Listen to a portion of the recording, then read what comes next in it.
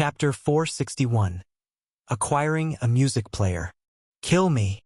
Lying in her sleeping bag, the Snow Woman gazed blankly at the chaotic night sky of the capital and said, "The nightmare I created was destroyed by you, and the root of my existence as a nightmare was smashed by the King of Nightmares.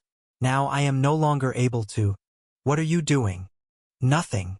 After taking off his thick gloves and poking the Snow Woman's face, Leon couldn't help but sigh with a bit of regret.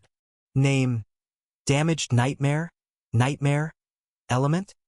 Appearance: a beautiful woman in a white thin dress, indistinguishable from ordinary human females, except for her resistance to low temperatures. However, this state cannot be maintained for long. Once the overlapping parts of the dream realm and reality separate again, she will completely vanish under the true sunlight. Abilities: Nightmare Messenger? Blizzard Summon? Price: convinced of her inevitable death, she inherently refuses to be used by you. Archive: a powerful nightmare born from the folklore of the Ice Plains Nation. She has a unique Snow Mountain nightmare and once dominated a corner of the dream realm.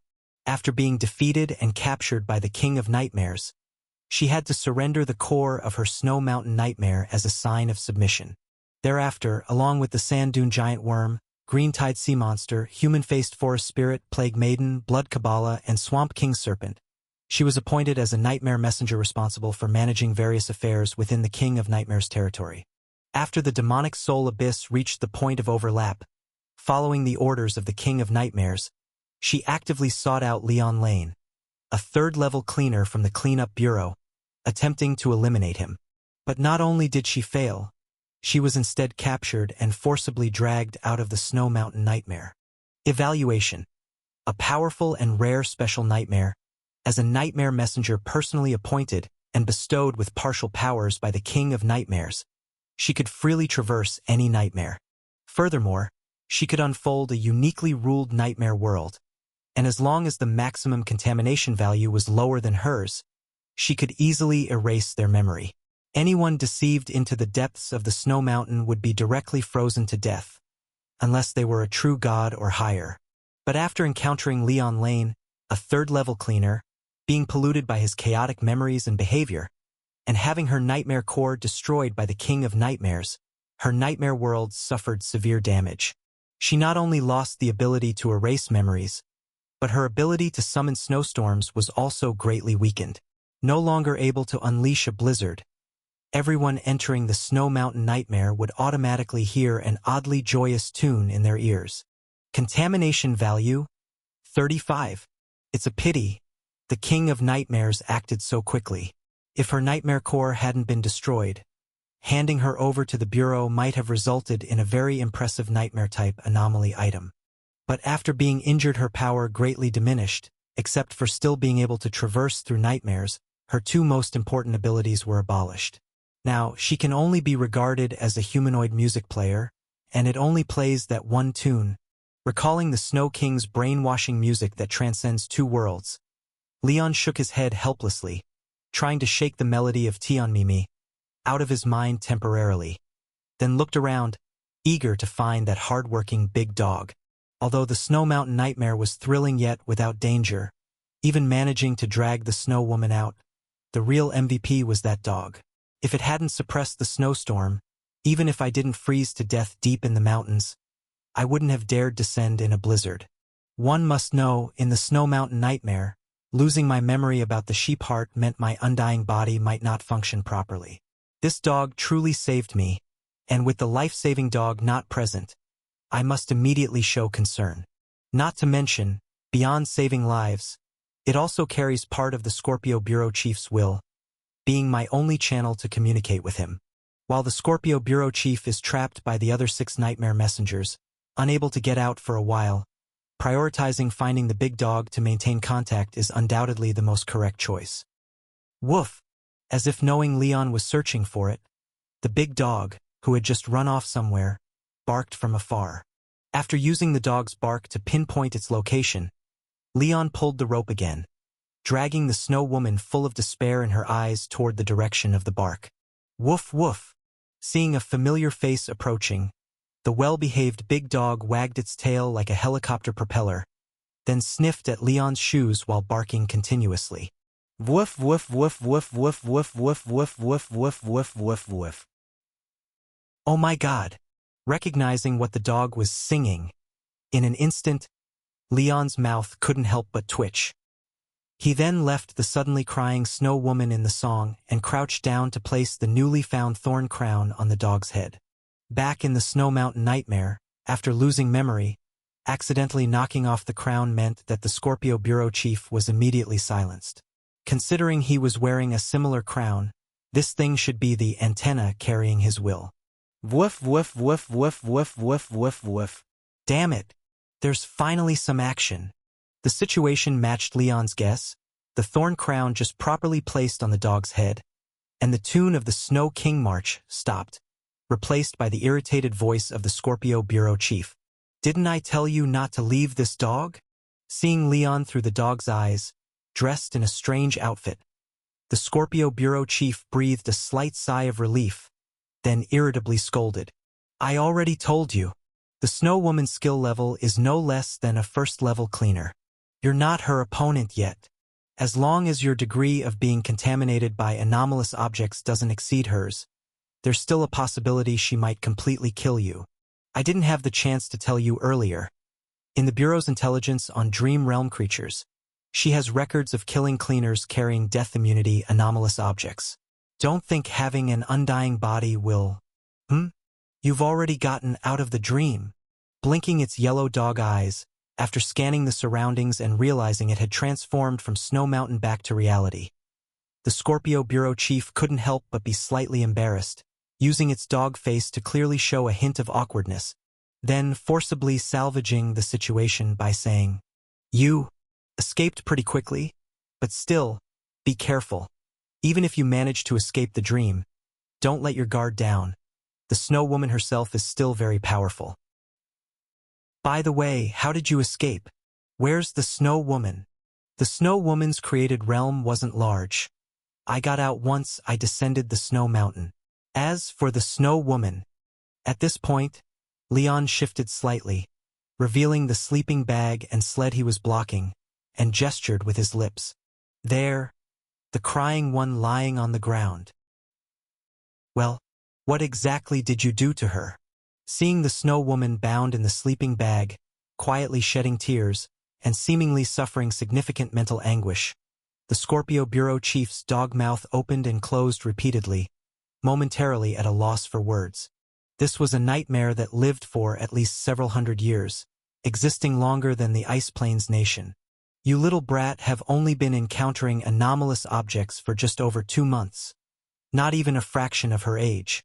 Managing to escape her grasp and not die in the nightmare would already be impressive enough, but you even freaking captured her alive?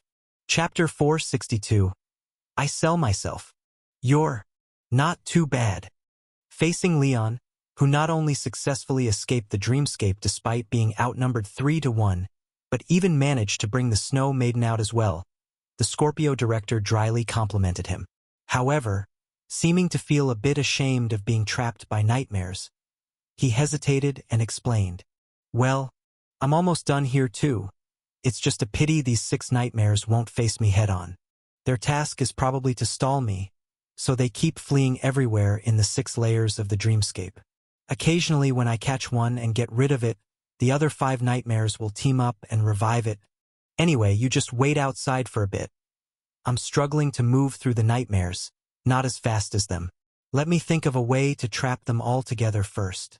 So your problem is that you can beat them, but you can't catch up with those nightmares, right? After hearing the words from the Scorpio director, Leon pondered slightly, then turned back to look at the Snow Maiden behind him.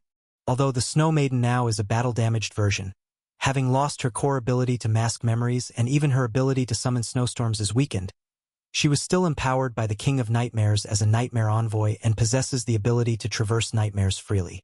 So, if she could open a passage... Give up! Seeing through Leon's intentions at a glance, the Snow Maiden on the ground raised her slender neck, her eyes coldly and resentfully staring at Leon as she said, Damn human! Don't forget what you did to me. I will never help you. Well, to be fair, I didn't really do anything excessive, did I? You were the one who troubled me first, so why are you making it seem like I was forcibly abducting a civilian girl? Facing the Snow Maiden's deep-seated resentment behind him and the Scorpio director's increasingly strange gaze in front, feeling like his reputation was being unjustly maligned, Leon couldn't help but argue. It's not like I destroyed your nightmare core, right? Other than dragging you out of the dream, I didn't do anything else, did I? Now that it's come to this, what else do you want to do to me? Recalling the painful experience of being dragged out of the dream while crying and screaming, and her nightmare that was completely polluted by a strange melody, nearly as good as destroyed, the miserably unlucky Snow Maiden couldn't help but be overwhelmed with sadness. Although nightmares are the masters of nightmares, they are not like humans who can have new dreams every night. Most nightmares have only one dreamscape they sustain, the one they were born in, grow in, and ultimately shall perish in.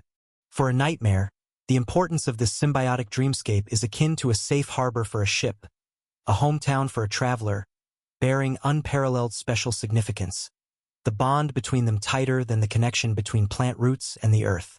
Being forcibly dragged out of their symbiotic nightmare is akin to being rudely awakened from sleep, stripped naked, and left exposed on a busy street for a nightmare. And this damned human, apart from dragging her out of her nightmare, has completely polluted her symbiotic nightmare. It's like not only stripping her bare on the street, but also enthusiastically picking up a pen, drawing a row of wiggling turtles on her. It can be considered the ultimate humiliation for a nightmare. In any case, give up. Looking at the hateful human who destroyed everything of hers and indirectly led to her excommunication from the nightmare realm, the red-eyed Snow Maiden defiantly vowed, "Even if I wither under the sun tomorrow morning or get obliterated right now, I will never help you." All right then, seeing the Snow Maiden's eyes, wishing she could devour him whole, Leon abandoned the idea of persuading her. Instead, he reached out, pointed at his cufflinks, and retrieved a roll of black snake skin, a demon skin scroll with vicious patterns, and a sharp knife. Ding! Leon Lane used the Unfair Snake Pact to initiate a transaction. Transaction item: Demon Register. Transaction target: the Snow Maiden in front of him. Transaction content: herself. After cutting a slice on his arm with the knife, Leon endured the pain and pressed the wound against the Unfair Snake Pact. A large amount of dark red blood was forcibly extracted, quickly soaking into the snake skin scroll. What is he doing? Realizing something was amiss, the Snow Maiden on the ground was startled. Just as she was about to ask angrily, she felt a sudden weight on her chest. Unbeknownst to her, the demon skin scroll Leon had taken out had been placed upon her. Noticing that she inexplicably lost ownership of herself, and through the scroll that swallowed a large amount of blood, faintly linked to Leon, the Snow Maiden was instantly alarmed. What did you do to me? Nothing. Retrieving the plague-infected bloodband and wrapping it around his arm, healing the wound he personally inflicted, a slightly pale Leon cut the rope tying the sleeping bag and then ordered, "Get up! It's time to work." Oh! As Leon's words fell, the Snow Maiden, in horror, found that no matter how much her heart resisted, her body honestly responded, quickly crawling out of the sleeping bag. And as per Leon's instructions, she silently infiltrated the nightmare world maintained by the other 6 nightmares and began to locate the trapped Scorpio director. No! Damn, such an anomaly exists. Seeing the Snow Maiden, her face full of reluctance but forced to follow Leon's commands and search the nightmare world, the Scorpio director opened his dog mouth wide in shock. Even though the Snow Maiden in front of him seemed to have suffered serious injuries and had even left the nightmare world she maintained, appearing even weaker than an average person, her rank and weight hadn't changed, still at the level of a primary cleaner. And Leon, a tertiary cleaner, just by consuming some blood, forcibly suppressed the Snow Maiden's will, overriding control of a being far superior to him. Isn't this snake skin scroll a bit too unfair? After scrutinizing the snake skin scroll in Leon's hand, the Scorpio director couldn't suppress his curiosity and, while the Snow Maiden was opening up the nightmare world, asked his question. After hearing his question, Leon shook his head, his expression slightly complex as he replied. Actually, it's not that overpowered.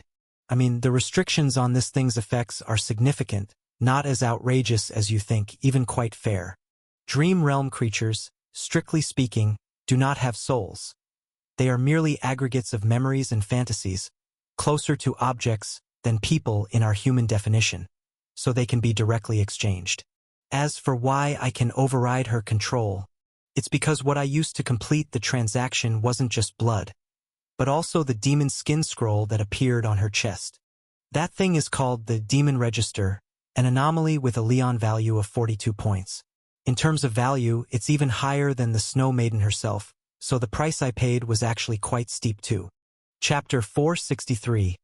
Advent. So this is how it is.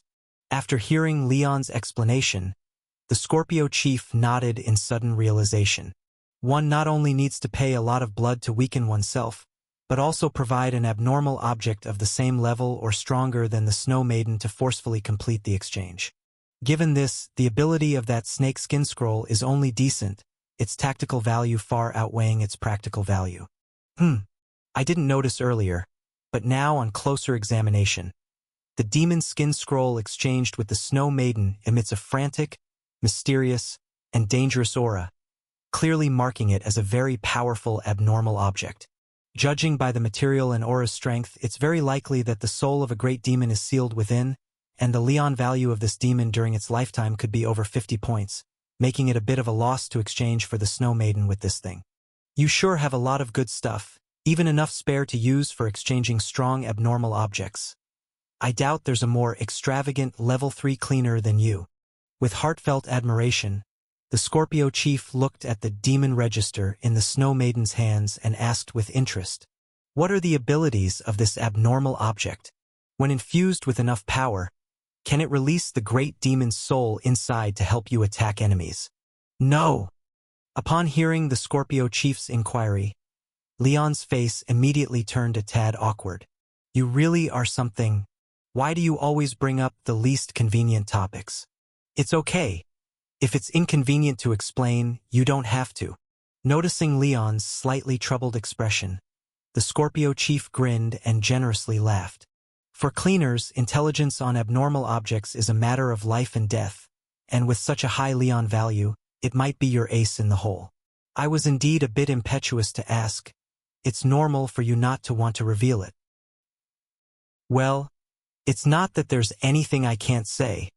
Recalling the batch of powerful abnormal objects, crafted under the earnest teachings of the third-generation chief, Leon awkwardly scratched the back of his head, then subconsciously turned aside, his gaze evasive as he replied, "This thing, once you write your name on it, the great demon's soul sealed within will awaken and personally translate your name into demon script." Translate names. What an odd effect. Speechlessly smacking his lips, the Scorpio chief couldn't resist asking. And then, aside from that, what other abilities does this Demon Register have? None. None? That's the only ability it has. So, despite holding the soul of a great demon inside, it's only used for translating names? What kind of stupid abnormal object is this? No wonder it's used for exchanges. Wait, used for exchanges? Realizing what this object is meant for, the Scorpio chief couldn't help but draw a sharp breath. The wound transfer puppet he most frequently uses, although of high rank, only has a Leon value of about 30-something.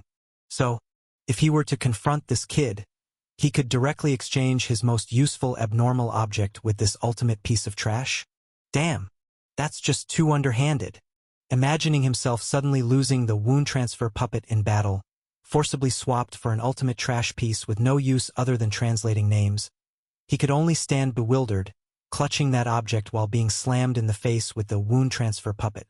The Scorpio chief's scalp tingled slightly, rapidly elevating his estimate of Leon's combat prowess by a large margin.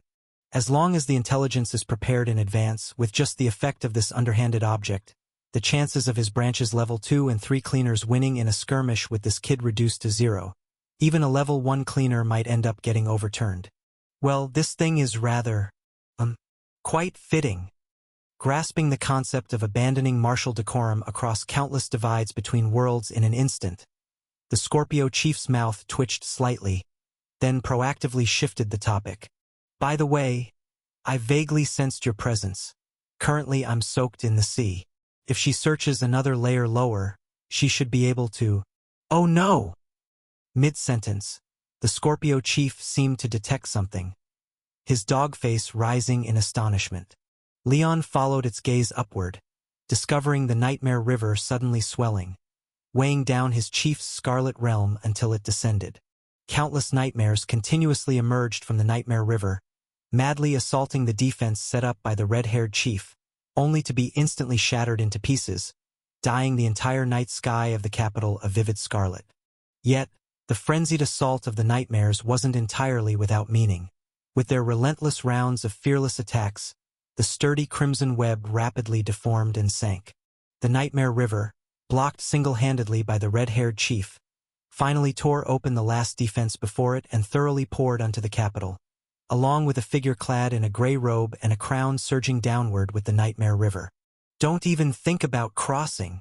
Accompanied by a familiar shout, the blood-red web that had slain countless nightmares suddenly reversed, instantly tearing the descending king of nightmares apart, even shattering the crown on its head into fragments.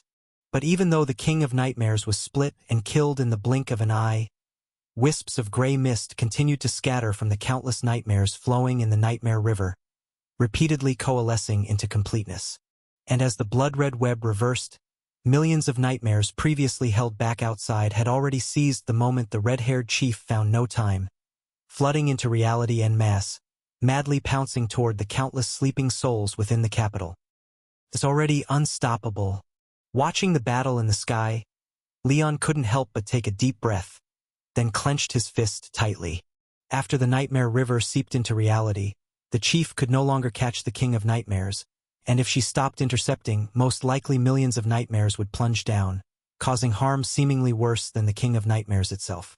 In such a situation, the chief's impending choice was already easy to guess.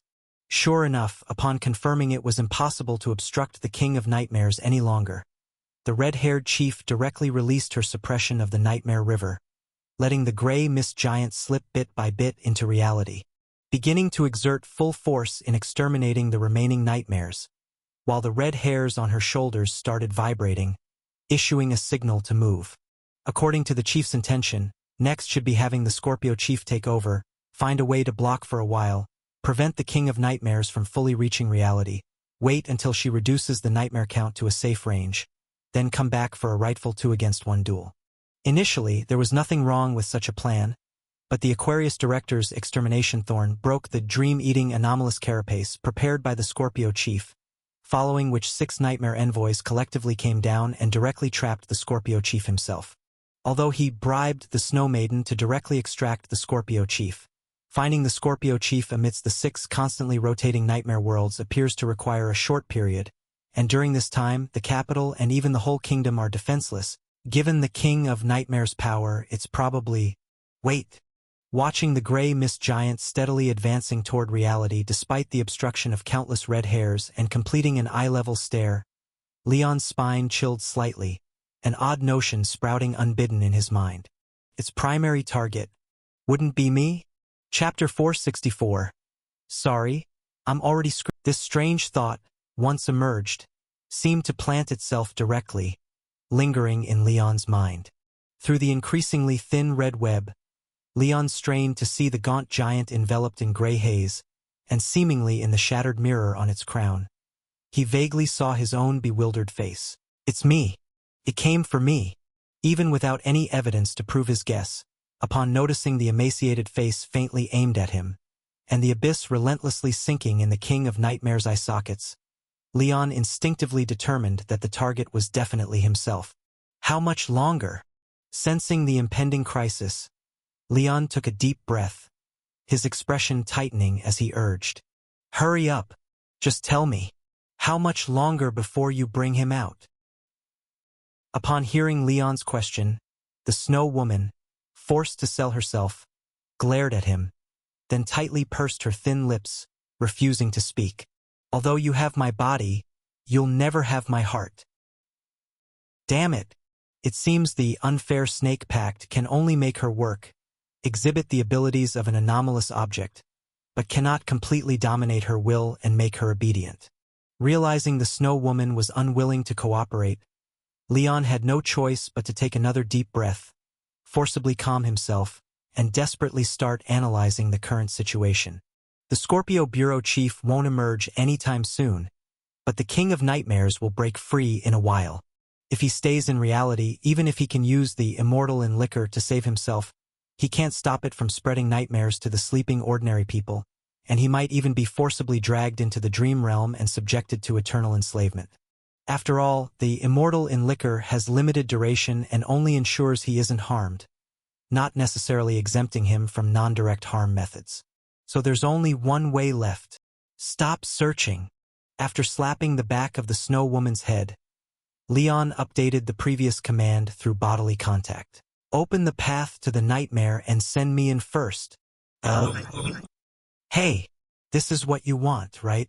Under the shocked gaze of the Scorpio Bureau Chief, Leon stood at the edge of the passage to the six-layered nightmare, took out the bottle filled with remaining dream-eating anomalous carapace he had given before, shook it towards the gray haze giant in the night sky, and shouted loudly, "If you want it, follow me." The mother worm of the dream-eating anomalous carapace is in the dream, fearing a misjudgment, that his priority in the King of Nightmares' heart is not as high as he assumed.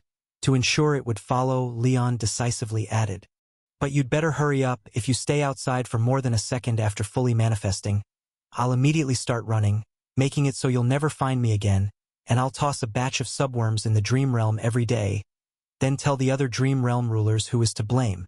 If you fail to clean them up even once, these worms will infinitely multiply, devouring nearly half of the dream realm in one go. As for whether I can do it or not, you can surely try."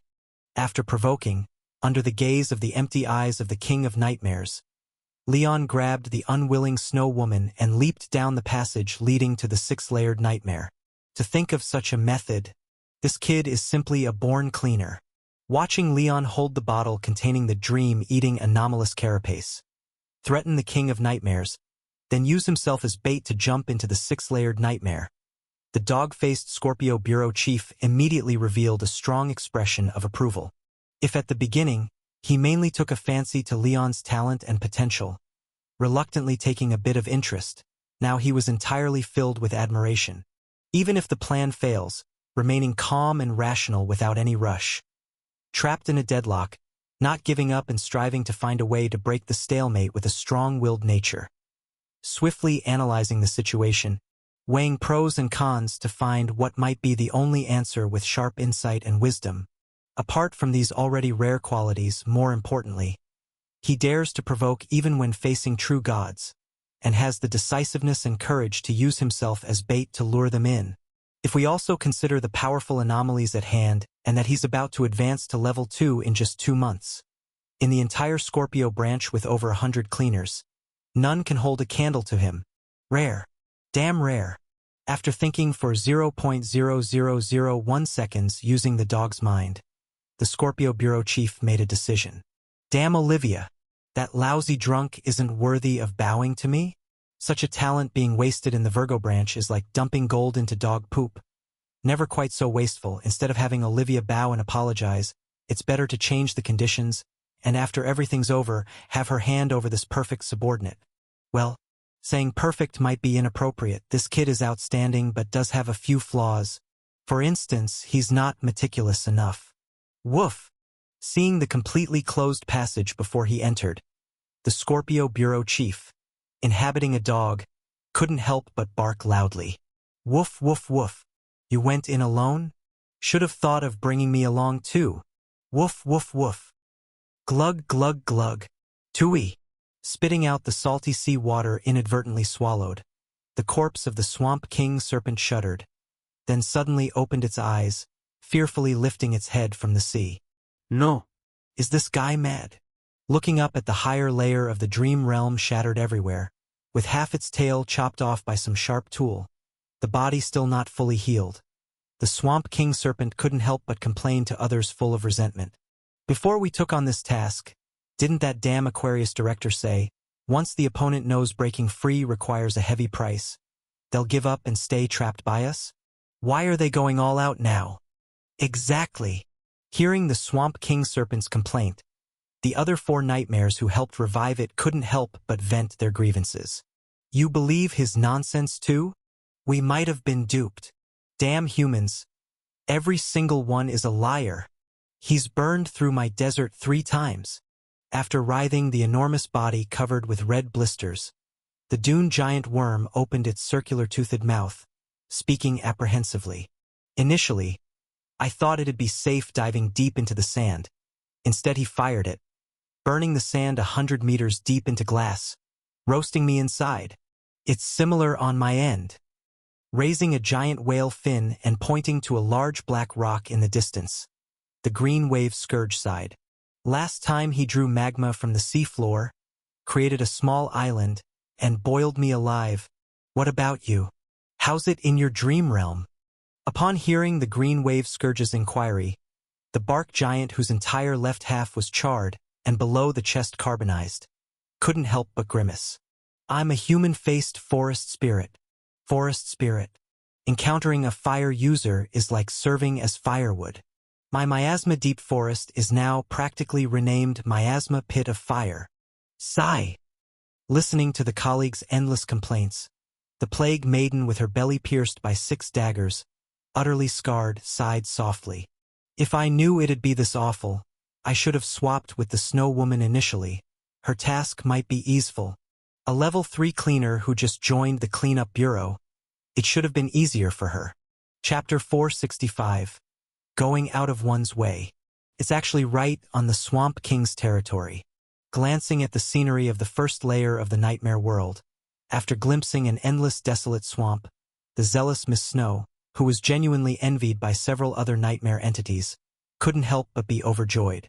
Compared to the nightmares of the Miasma Deep Forest with human-faced ghosts, the mirrored empty blue sea with green-tide sea monsters, and the boundless desert with giant sandworms, the wasteland of reeds extended by the Swamp King, although seemingly unremarkable, is definitely the most dangerous among the 6 layers of dreams. The swamps in the nightmare world are different from reality. They don't follow the rules of the real world and instead closely adhere to the swamp imagery in the dreams. Once a swamp appears in a nightmare, it mostly represents the irreversible fall. Therefore, in this boundless dark swamp, aside from the towering white reeds taller than an adult male human, nothing can set down upon it, and any force applied in any direction will be drawn downward. To exaggerate, even a wisp of breeze passing by would be irresistibly drawn down by the black swamp, with nothing able to escape, and the faster it moves, the quicker it falls, with no exceptions.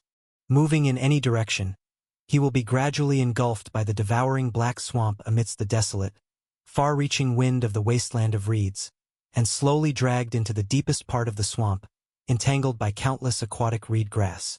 Damn human, you're done for. Strange. She seems suddenly excited? Seeing the zealous Miss Snow's fresh face, unable to hide her joy as she seemed renewed, Leon couldn't help but glance at her in surprise and then asked, "Is this the nightmare world extended by the Swamp King? Is the Scorpio Chief on this level?" Humph. All right, she can refuse to respond. Seeing the zealous Miss Snow turn away, ignoring him, Leon simply reached out, patted her shoulder, and directly ordered, "If you're not going to say anything, just take me to find him." Can't find him. Glancing at Leon's shoe already sinking into the swamp, the jubilant Miss Snow snorted, saying, "Outside, I was an observer, barely able to sense anything. Now that you've dragged me into the dream, it's no different from being in the Swamp King's belly. The scent all around belongs to the Swamp King.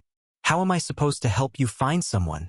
So can't immediately rendezvous with the Scorpio Chief?" After hearing Miss Snow's words, Leon dropped into the tall reeds and significantly hindered in vision, directly took out the sheep's head and gave it a pat. Desolate, For at least a radius of about 2 kilometers, there are no traces of soul fire. This black and white swamp, where a strange wind constantly blows, seems to have no living creatures. It seems the Scorpio chief may not be on this level. Even if he is likely far from his current location, and finding him will probably take some time. Thinking of this, Leon couldn't help but furrow his brows slightly. After riling up so much hatred himself just now, should the King of Nightmares escape the chief's jurisdiction to reality, he would most likely rush into the 6 layers of nightmares to hunt him down. As the Lord of Nightmares, once inside a nightmare, it feels like he's returned home. Finding his position is hardly challenging, and the Immortal of Liquor may not necessarily settle the matter. On his side, the greatest support was the Scorpio chief trapped in the 6 layers of nightmares. Only by meeting with him before the King of Nightmares found him would he genuinely be safe. It seems it's time to start racing against the clock. Clarifying what he should currently do, as the white reeds taller than a person obstructed his view, Leon immediately brought out the witch's broom, riding astride it. This nightmare world stretch is quite extensive. The sole vision of the sheep's head cannot completely cover it. Seeking traces of the Scorpio chief's activity relied solely on his naked eyes. Considering the constant strong winds in this swamp, visibility was relatively decent. Relying purely on naked eyes, it probably could be over 10 kilometers.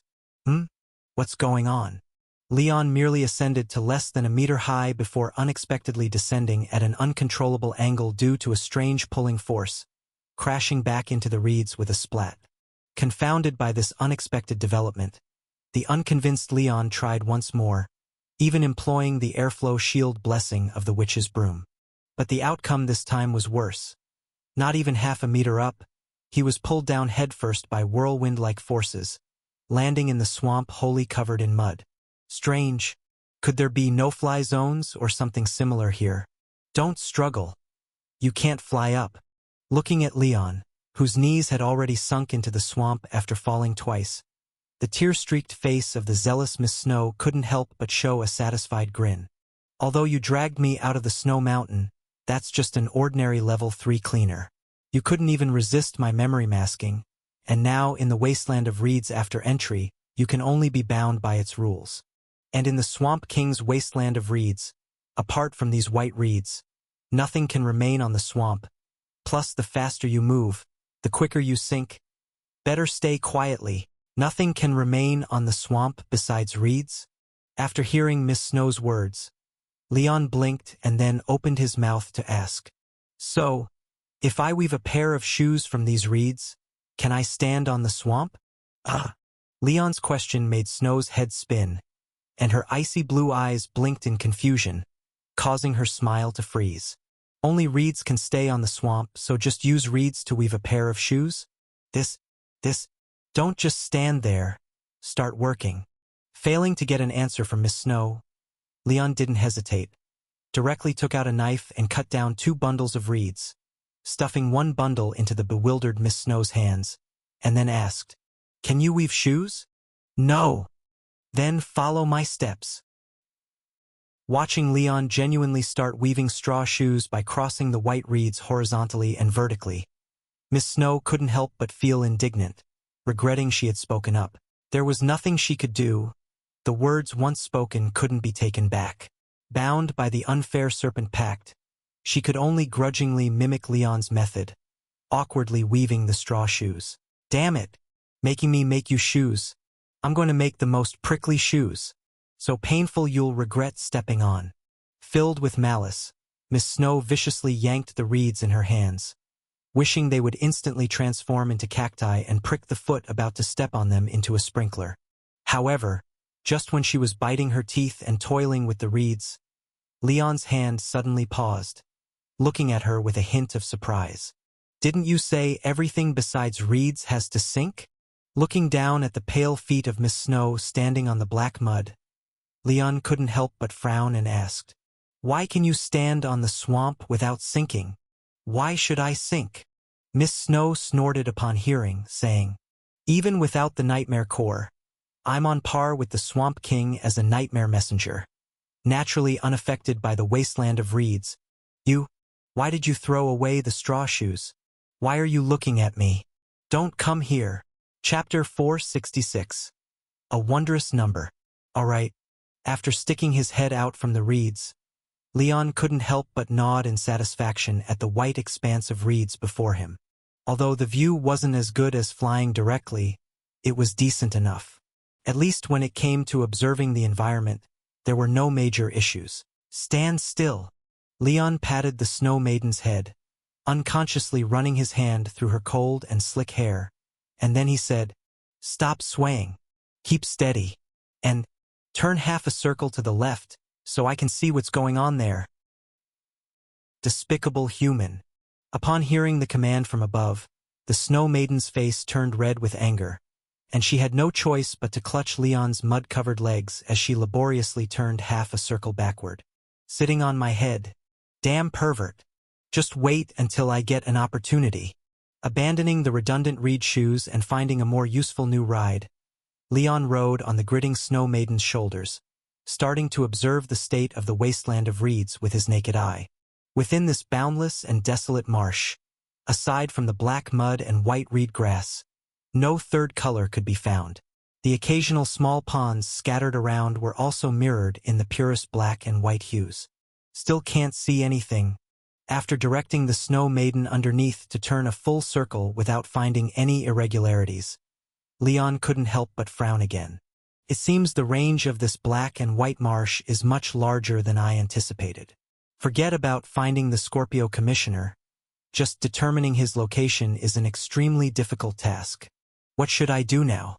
While Leon was at his wit's end, the moist and cold wind of the wasteland of reeds, carrying the earthy scent and flying reed plumes, swiftly and subtly blew over the top of the reed bed and passed by him. Having sensed something peculiar, Leon slightly wrinkled his nose and took a deep breath. This wind seems a bit off in terms of scent. Thanks to the heightened senses brought by an 8-point contamination value, Leon detected the anomaly in the wind. He then reached for his cuff and called out to the puppy from the mirror world. "You're somewhat a dog, right? Woof. Come. Use your dog nose to sniff this wind and tell me what you can smell from it." Woof. After nodding his small dog head, the puppy sniffed hard against the breeze, twitching his tiny pink nose. As the reed plumes floated by on the wind, he sneezed several adorable little sneezes. Woof woof. Woof woof woof. Burnt smell? And a very faint trace of blood? Understanding the meaning of the puppy's barks through the poop scooper badge, Leon narrowed his eyes slightly, discerned the direction from where the wind was coming, and then instructed the Snow Maiden beneath him. "Head to the right. There's something over there." To the right. Following Leon's instructions, the Snow Maiden, full of resentment, turned to the right. Exhausted and dripping with sweat, she couldn't help but ask while panting, "How much farther do we have to go?" With this wind speed, the scent can't spread too far. So, about 2 to 3 kilometers. What? 2 to 3 kilometers? Already dragged out of the Snow Mountain nightmare by Leon, then having her nightmare core shattered, and losing her double enhancement, the Snow Maiden was even weaker than an average human. If it weren't for Leon being not so robust, she might not even be able to carry him. Hearing that she'd have to carry him another 2 to 3 kilometers, the Snow Maiden, who had transitioned to being a mount after being expelled from the dream realm by the King of Nightmares, felt her legs go weak, nearly collapsing to the ground. "Please, just kill me already. You damn pervert. If I keep living, who knows how else you'll torment me." This doesn't seem quite appropriate. She's walking too slowly. Feeling the Snow Maiden's notably small steps and her stability, which wobbled 3 times per step, Leon briefly pondered and then nimbly dismounted from her slender shoulders. In her shocked gaze, he reached out and yanked at her skirt. "You! What are you doing?" "Nothing." Despite the Snow Maiden's frantic resistance, Leon tore 2 strips from the hem of her white dress, wrapped them around his shoes, and then tested stepping on the marsh below. He didn't sink. As he thought, in stories, Snow Maidens always wore white, so her outfit should be part of the Nightmare Messenger, and similarly possess the ability to resist the Nightmare World rules. Having confirmed the feasibility of his guess, Leon immediately turned around, squatted slightly, and with his back to the startled Snow Maiden, gave an order. "Get on! Hurry up! Don't dawdle! I'm in a rush! You lousy human! First ride on my neck, then tear my skirt, and still fling your face at me. Absolutely inhumane."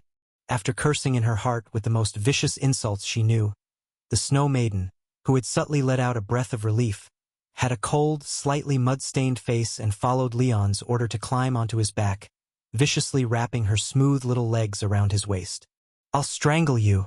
Climb a bit higher." After adjusting the Snow Maiden into a position that wouldn't hinder his running, Leon bent his back slightly and ran swiftly in the direction the puppy had indicated. And what unfolded was far better than Leon had anticipated. After running for not even 800 meters, an immense tunnel that seemed bottomless revealed itself from the cover of the tall reeds, slanting deep into the swamp. "Looks like some sort of giant creature emerged from it." Noticing the trail of marks on the ground of the tunnel resembling scales, Leon narrowed his eyes slightly, knowing that it was likely the trace of the Swamp King snake burrowing through the marsh. Indeed, being a giant serpent, the swamp wouldn't bear its weight, so most of the Swamp King snake's activity range would be underground. If the Scorpio Commissioner had conflicts with it, their battle should also take place underground. Checking the tunnel beside him, partially vitrified by high temperatures and still retaining some warmth, and smelling the pungent yet somewhat fresh scent of blood, Leon immediately made a judgment. The Scorpio Commissioner should have been here not long ago, having a fierce encounter with the Swamp King snake underground. But since there's no noise at all now, and the Swamp King snake, as the landlord, hasn't appeared since the invasion of the Wasteland of Reeds, they've likely left here and gone to another dream. "Let me ask you," after patting the Snow Maiden's thigh, Leon inquired, "how are the 6 layers of dreams distributed? Are they stacked from top to bottom, then connected end to end?" "Humph! If you keep this up, you'll get off and let me ride you instead." Despicable human. Faced with the terrible threat of becoming a human mount once again, the Snow Maiden couldn't help but grind her teeth, then coldly answered with a composed face, "Yes, and the person you're looking for has likely already killed the Swamp King snake and gone to the lower layer of the dream." "Already gone down?" After hearing the Snow Maiden's answer, Leon pondered for a moment and then instructed, "All right, we're going up. Take me to the upper layer of the dream." Chapter 467. Successful Descent. No way, right? After listening to Leon's bizarre request, which could be described as going against the grain, the Snow Maiden couldn't help but wonder, "That person is down there. Why do you want to run upwards to find him?" "Because I might not catch up." After checking the massive passageway where the Swamp King serpent emerged, Leon estimated the volume of this giant snake while furrowing his brows. "The Scorpio Bureau Director knows I've come in and will speed up to join me as soon as possible. But I'm unsure how fast he is. If we go layer by layer downward, we might not catch up with him. Considering the 6 layers of interconnected nightmare worlds, if our speed is similar to his, we might never catch up. But if we head upward instead, we'd be advancing in opposite directions, moving along this route traversing 6 nightmares. Even in the worst-case scenario, where he's waiting for me in the next layer of nightmare, we'd only need to pass through 5 more nightmares to definitely meet him. 2 people advancing in opposite directions. A total of 6 nightmares. After using her fingers to calculate, the Snow Maiden wondered, "Why is it 5? This nightmare world has 6 layers, doesn't it?" "Because we're currently in the first layer. It's like planting a tree every meter from the first to the 6th tree. The total distance to walk is—" My younger sister, who just started school, wouldn't even ask such a dumb question. The question posed by the Snow Maiden struck Leon hard. Seeing her eyes untainted by knowledge, he momentarily decided to give up on communicating with her. Forget it, for a nightmare born from nightmares, not understanding math can be understood. Anyone, no matter how twisted, wouldn't dream of a Snow Maiden giving them a math lesson in the windswept, snow-covered mountains. And for the dream world, if there are no corresponding memories and fantasies, it's essentially non-existent. Can't figure it out? So be it. I don't have time to explain math problems to her now. Smack! Ah! Stop asking questions and hurry up with the work. After slapping her thigh, Teacher Leon abandoned the idea of on-the-spot teaching. Take me up to the next layer of nightmare. Quick action. Damn human. Olivia, are you still trying to stop me? As Leon carried the Snow Maiden through the six-layer nightmare world in reverse, the confrontation in the royal night sky reached its conclusion. The red net formed by Slaughter Bloodhair was once again shredded. Relying on the countless nightmares flowing through the Nightmare River, reconstituting a form, the gray mist giant extended a withered hand and pointed at the royal city below, reminding coldly, "From earlier until now, you've let tens of thousands of nightmares pass. Even if they are harmless low-level nightmares, it's enough for half of the royal city to experience a nightmare." Upon hearing the King of Nightmares' reminder, the red-haired director at the heart of the Scarlet Domain couldn't help but press her lips tightly. While tearing the gray mist giant to shreds once more, she couldn't resist looking upwards.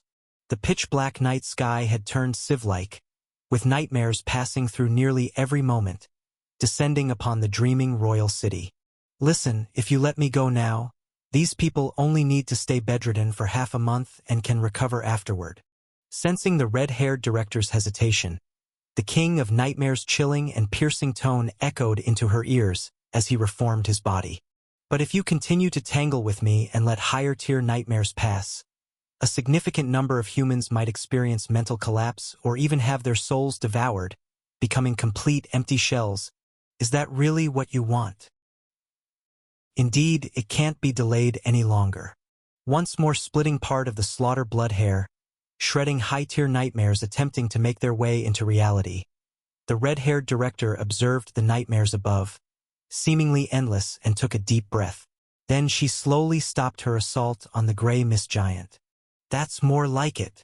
Seeing the red-haired director heed his advice, conceding the path to reality, the gray mist giant's dry lips subtly curled up, then, riding the massive, nightmare-laden gray river, plunged into reality.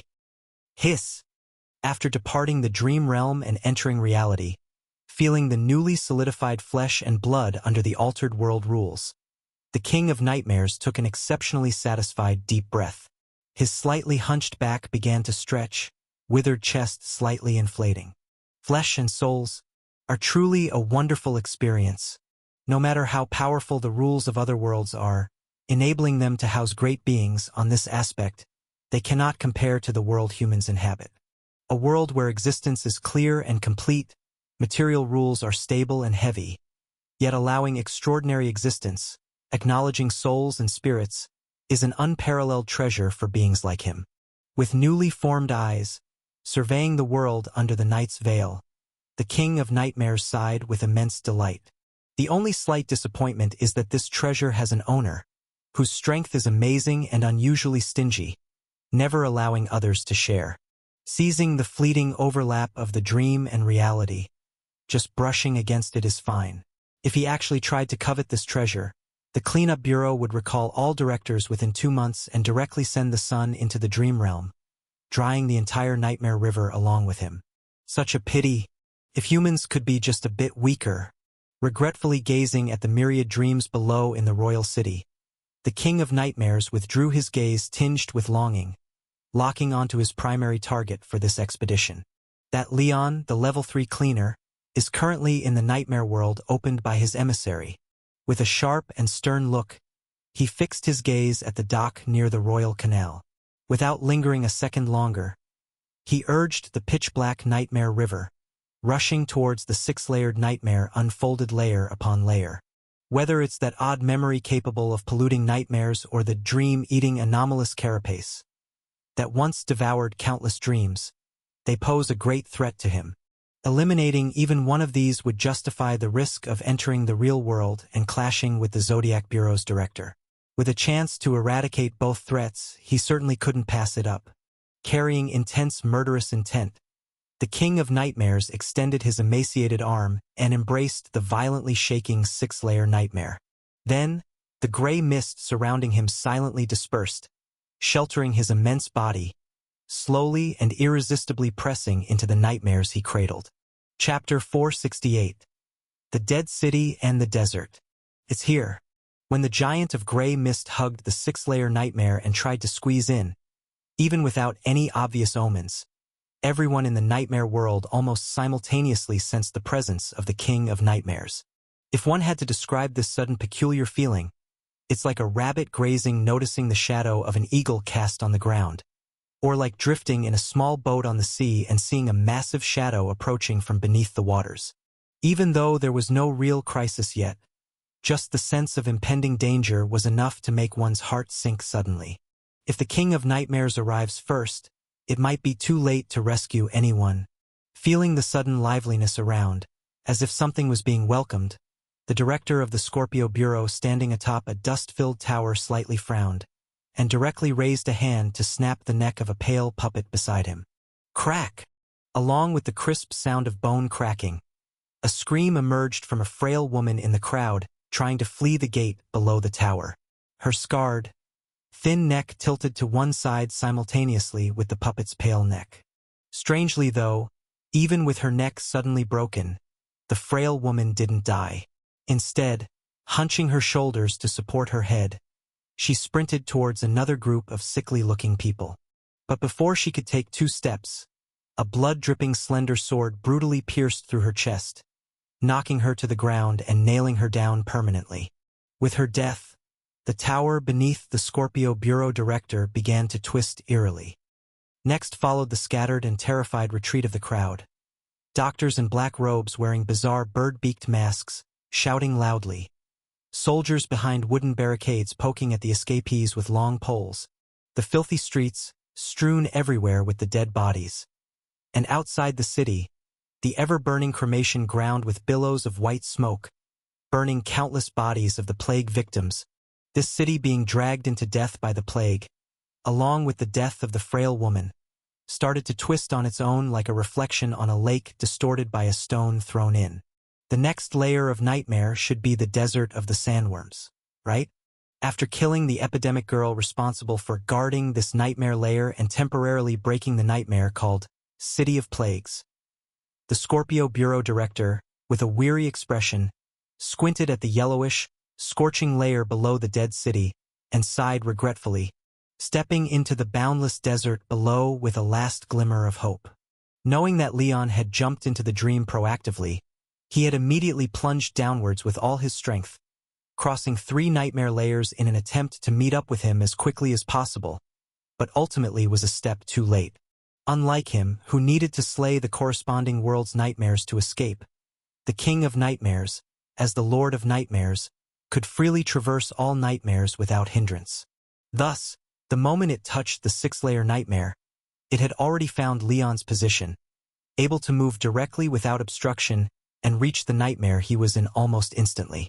And facing the King of Nightmares, intensified by both the dream world and the demonic soul abyss, and fighting on its own turf in the nightmare, even he, without the Star Palace's blessing, would face a grim battle. As for Leon, with his level 3 cleaner capabilities, no matter how many strategies he had left, he would probably shatter upon contact. For the King of Nightmares to snuff him out would be easier than squashing a bug. Such a promising talent. Sigh. This is indeed the fate of a cleaner.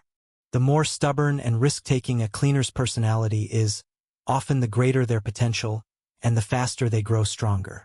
There was even a record of someone being promoted all the way to bureau chief in just 5 years. Sadly, the more outstanding such talents are, the more easily they act imprudently due to excessive emotions, prematurely perishing during a task incompatible with their anomalous items, with few surviving in the end. Someone like Leon, who, even with intense emotions, could maintain calm and rationality, only needed steady progress, patiently honing his skills for another 10 to 20 years. His future would be limitless. Yet Olivia, that damned woman, failed to fulfill the responsibilities of a bureau chief, allowing a level 3 cleaner to get involved in such a true god-level task. It's really...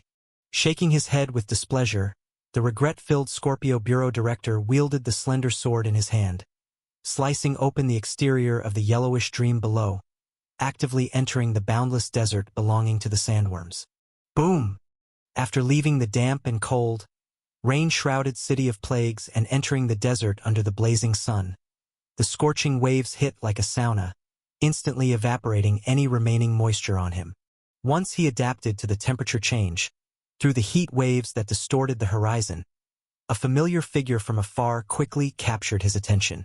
Is that Leon? Observing Leon carrying a snow woman on his back desperately fleeing on the dunes miles away, along with the gray mist giant appearing behind him, the Scorpio Bureau Director's eyes widened suddenly. Damn it! Why, of all places in the vast boundless desert? It's too far away. Upon spotting Leon and the King of Nightmares, the Scorpio Bureau Director activated some anomalous item, letting his slender body fall backward as his shadow elongated infinitely, stretching over 1,000 meters in an instant until halted by a huge sunken sandpit. Then, the elongated shadow shot back, and when the director stood up again, he had already crossed thousands of meters, directly standing by the massive sandpit.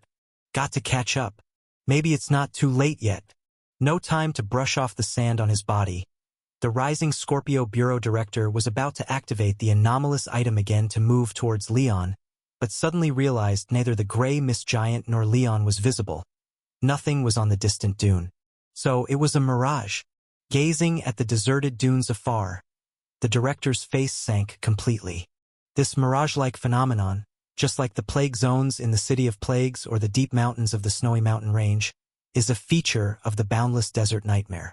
Its origin lies in the scales shed from the sandworms, refracting an illusory light through the dream, letting people see what they most desire to see at present, luring them to move towards that seemingly reachable goal. However, once enticed by the mirage, they would continually dehydrate on the move, eventually collapsing in the vast endless sand sea, becoming a dry corpse buried by yellow sand, experiencing the reality they see but never reaching it. Phew! Exhaling a breath of disappointment, the director turned back to the path, activating the anomaly used for traveling again. Mirage is a mirage. Judging by Leon's surroundings in the mirage, he should also be in the boundless desert, but with such an enormous area, spanning all 6 nightmares and more, there's no time to reach him. Since he couldn't save him, he might as well use the dune mirage to witness his end, which would be his tribute as a cleaner to a brave fellow cleaner. With such thoughts, he elongated his shadow, returning to the position he entered the boundless desert from, and solemnly watched the location where the dune mirage appeared. Yet, watching the mirage, where Leon punched the King of Nightmares' toe, causing both him and the gray mist giant to twist their faces and scream in pain. The Scorpio Bureau Director's eyes opened to their limits, almost bulging out. Chapter 469. Forced. Unaware that someone was watching his live broadcast, Leon suddenly fell to the ground with a thud. His forehead throbbed with veins, and sweat poured profusely from his body. It's killing me. Seeing the gray mist giant stagger after being punched by Leon, who usually liked to press his advantage, held back from throwing another punch for the first time. Instead, he staggered to his feet, grabbed the stunned Snow Maiden, and ran. You!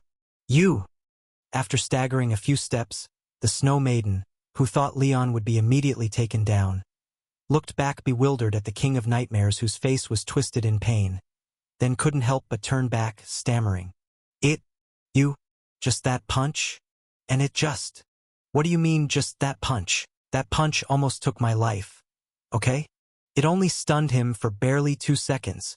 Watching the Hand of Screams, its surface covered in hair-thin barbs glistening in the sunlight, Leon's cheeks twitched fiercely.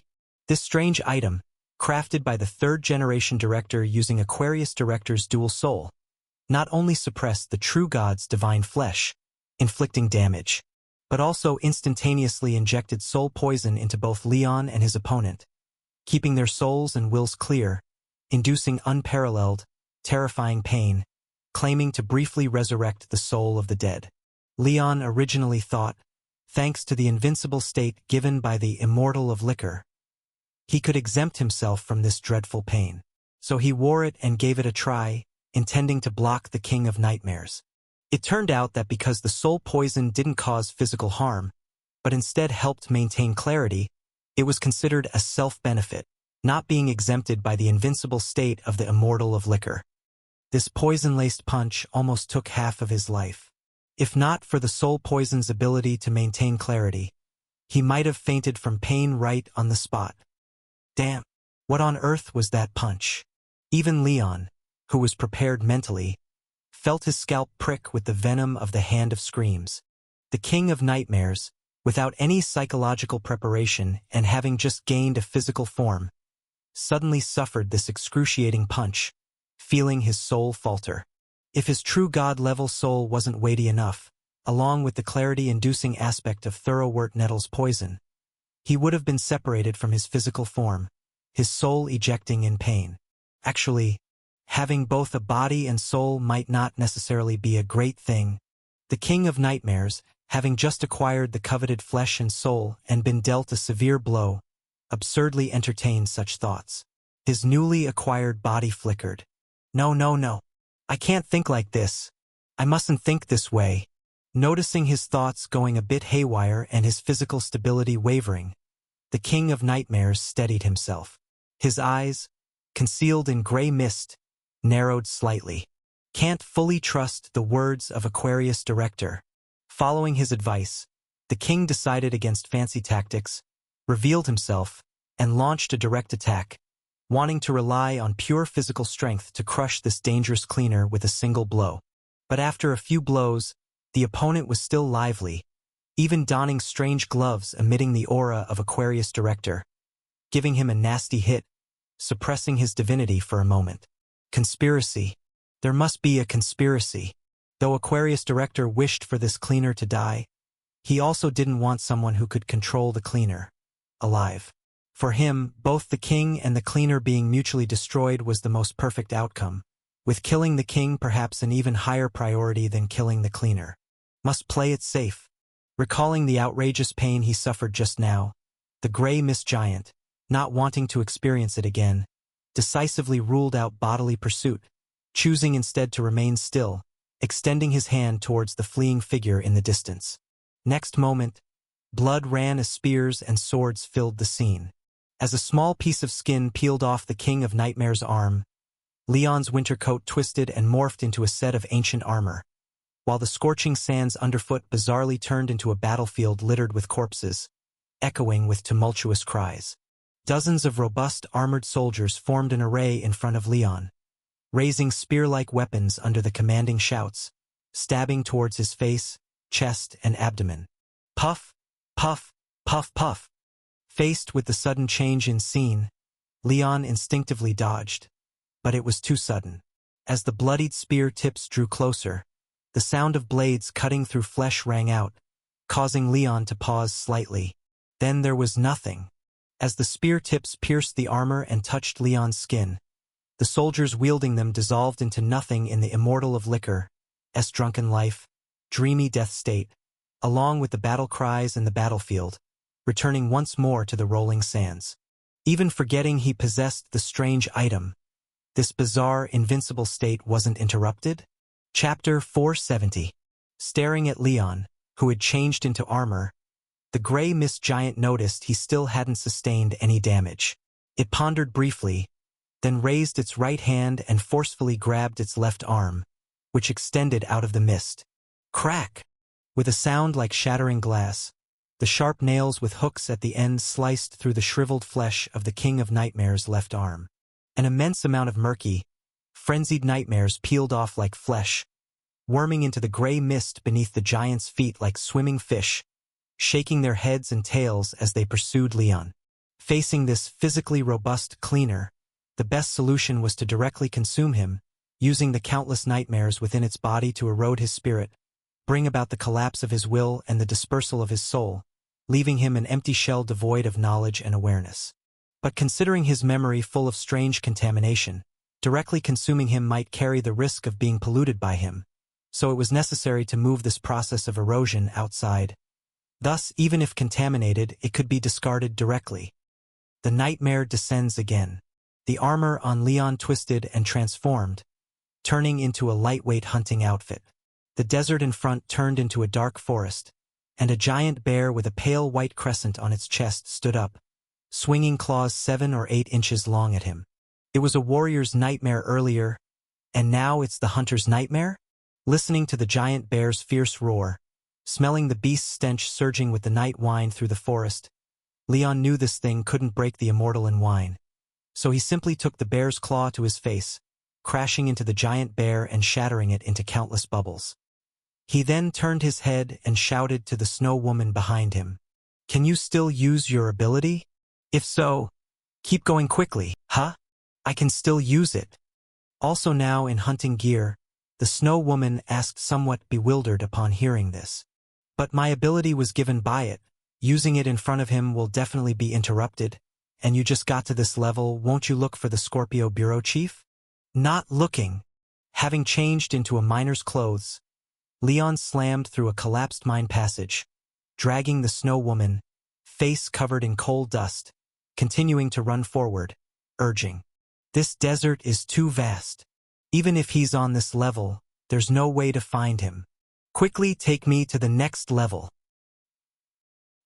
Seems like he can still struggle a bit long. During the conversation, they switched into sailor outfits, and after Leon dragged her through the illusion of a submerged ship nightmare, the snow woman, unable to resist the snaky scroll, listlessly exhaled a small breath of icy air filled with ice crystals, quietly surrounding the two of them. Snow woman. Noticing this scene as the two were about to separate from the boundless desert, the king of nightmares in the distance furrowed his brows, and in the next moment, a hoarse, low voice eerily reached them. "You intend to betray me? No, my shirking has been quite obvious, right? Why are you getting anxious?" Faced with the stern questioning of her former boss, the snow woman's figure halted slightly. A hint of panic emerged in her ice-blue eyes. Although I crushed your nightmare core, I let you go through the previous dozens of nightmares, which can be considered sufficiently lenient." The sandstorm-filled world slightly folded, transporting the gray mist giant in front of them, and the king of nightmares looked down on Leon and the snow woman, squinting coldly, saying, "Having snatched a life thanks to my mercy, you actually plan to release my target right in front of me? Is this how you intend to repay my kindness? Is there not a possibility that I am not doing this of my own volition?"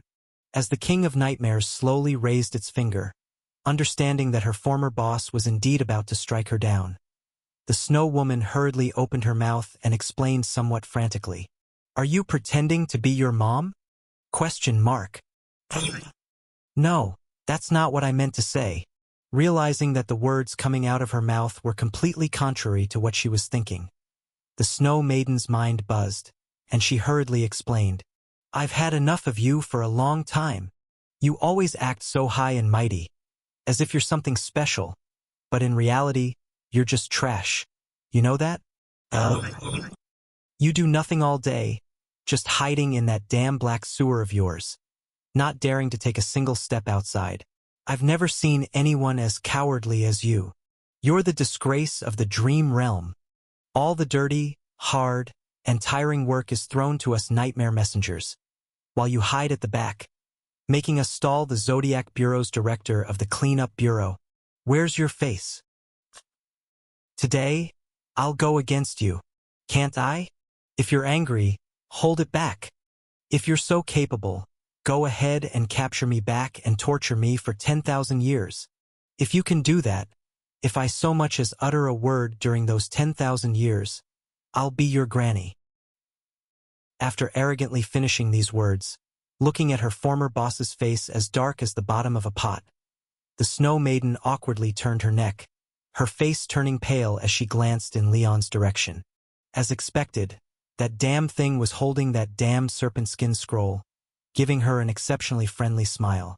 Even though he said nothing, not even mouthing a single word, the snow maiden instinctively understood the meaning behind that smile. Work hard. After all, you wouldn't want the king of nightmares to capture you back and torture you for 10,000 years, right? Great, the spot for the unfair serpent pact might free up, and the new employee seems to be infused with adrenaline, working much harder than before. Looking at the snow maiden, who used to put in the bare minimum and stall as much as possible. Now puffing her cheeks in anger and blowing cold air desperately, Leon's lips slightly curved up, giving her an encouraging smile, which was only met with her angry glare of despair. Glare all you want, as long as you work diligently, you can glare as much as you like. Whether or not we can escape from this desert depends on you. With a careless smile, Leon picked up the unfortunate Snow Maiden sideways and continued to flee rapidly through various nightmares. The effect of the unfair Serpent Pact is quite limited, allowing only for the use of the Snow Maiden, but it doesn't make her genuinely acknowledge him, nor can it compel her to betray the King of Nightmares' information and weaknesses. But the King of Nightmares can. As long as the Snow Maiden can't explain, confirming the betrayal and switching sides facts, and with hatred maxed out, blocking her retreat, as long as she doesn't want to be captured and tortured for 10,000 years, she'll have no choice but to demonstrate her subjective initiative and work doubly hard. Don't tell me you really think you can escape? The King of Nightmares, unaware that Leon was silently coercing the Snow Maiden to fully side with him, either didn't notice or didn't care. Watching Leon traverse through various nightmares, having changed over 100 sets of clothes, the gray mist giant continued to spill new nightmares, trying to wear down Leon's spirit, all the while speaking coldly. The nightmare is my domain. No matter how far you run, it's just a single step for me. You can't escape. That I know, after all, you've already demonstrated it once. I'm not an idiot. Without responding to the King of Nightmares' provocation, Leon, using the Immortal of Liquor's ability, shielded the Snow Maiden, allowing her to print tickets without disturbance, while glancing at the long trail of footprints he left during his escape. It should be about enough. After calculating the number of footprints, Leon raised his right hand, grasping the Dream Intruder on his chest, then, to the Snow Maiden's astonishment, turned back to charge toward the gray mist giant. What does he intend to do? Not understanding Leon's purpose in charging back, but knowing it would hurt immensely if his fists connected, the King of Nightmares frowned and immediately prepared to withdraw. However, at this moment, the archer mark on the back of Leon's right hand slightly glowed, and one of the 3 small arrows suddenly shot out from his hand, stabbing into the Dream Intruder. In the King of Nightmares' astonished gaze, the footsteps Leon left during his escape began to shine with the same red glow as the Dream Intruder. Following this, from the footprint closest to the King of Nightmares, a faintly visible Leon stood up, raising his right hand adorned with the Hand of Screams, mirroring the real Leon from a distance with a punching motion, striking the giant's toe before disappearing on the spot. Then the second, third, fourth, over 100 Dreamscape Leons, fortified by secret techniques, emerged from his previous footprints, one after another swinging punches. Chapter 471, Leon's Fear. This is, watching the line forming in front of the gray mist giant, with Leon and others taking turns to punch it every 2 seconds. The Snow Girl couldn't help but express her shock. You! Stop, Yonji, and get to work. Seeing the King of Nightmares fall down with a thud onto the sand sea in the distance, shivering every 2 seconds, Leon finally breathed a sigh of relief and hurriedly urged, "Hurry! Run to the upper level. I can only control it for less than 2 seconds each. You have just a bit over 3 minutes. Quick!" Okay. Hearing Leon's urging, the Snow Girl came to her senses, puffed up her pale cheeks, and continued to blow fiercely the cold wind from the snowy mountain nightmare, her whole face pouting like a hamster. With the King of Nightmares no longer blocking the nightmares, these winds used to traverse nightmares accumulated more and more, finally enveloping Leon and the Snow Girl completely. Phew! Luckily my mind works fast. Even though the processing speed was lowered by the Immortal of Liquor, relying half on instinct and half on experience, I could still barely figure out what I was supposed to do. Feeling that familiar, wondrous sensation of being peeled away from the current world, somewhat sobered from the drunken life, dreamy death state, Leon breathed out a long sigh. The King of Nightmares, no matter how incompetent, is still a true god. It's impossible to fight it head-on, never in this life. Only by stalling for time, playing dirty tricks, and finding ways to escape can one maintain their life like this. No choice, This time there are simply too many nightmares trying to invade reality. The chief simply won't be able to make it here for a while, and killing it might take until dawn. So my goal has always been to find the Scorpio Bureau chief as soon as possible to ensure my safety. But this boundless desert is just too large, and I don't have the capability to search for people over ultra-long distances. Even if the Scorpio chief is in this layer of nightmare, I won't be able to find him. Therefore, my purpose is very clear. I must leave as soon as possible, head up to a slightly smaller nightmare, find the Scorpio chief or let him find me. But the problem is, as the nightmare transport, the Snow Girl most likely cannot pass through nightmares with me under the King of Nightmares' interference. So what I should do is find a way to control the King of Nightmares to buy time for the Snow Girl to lead me through the nightmare. And the only way that might achieve this goal is the intense pain brought by the Hand of Screams. Thinking of this, Leon couldn't help but look through the cold wind surrounding him at the King of Nightmares, who was being punched one after another by him, with gray mist chaotically swirling around its body in pain, and gave it a smile belonging solely to the victor. Don't think that just because you're the Lord of Nightmares you can't have nightmares. Also, sorry, strictly speaking, I'm your colleague too. The augment brought by the overlap of the dream realm and reality is equally effective for me, and the Dream Intruder has also been significantly strengthened. And the core ability of the Dream Intruder is to let the target's dream erode reality. With the dual empowerment of the Dream Realm and the Sagittarius Mark, the Dream Intruder is already effective against the King of Nightmares. Moreover, according to the effect rules of the Dream Intruder, the more contact the target and I have, the more easily they are influenced. The King of Nightmares sent hundreds of nightmares at me. The effect of the Dream Intruder has long been stacked to the max. The Dream Realm, Secret Technique Mark, and the Anomaly itself stack, 3 buffs stacked together. How could you block this strength? Additionally, during this escape, I wasn't just taking hits passively. Every time it cast a complex, realistic nightmare trying to wear down my spiritual will, I would seize the opportunity to return a blow, planting a bizarrely brief yet extremely concealed mini-nightmare. It's so simple that it contains only a fist-punching action into its soul writhing in pain.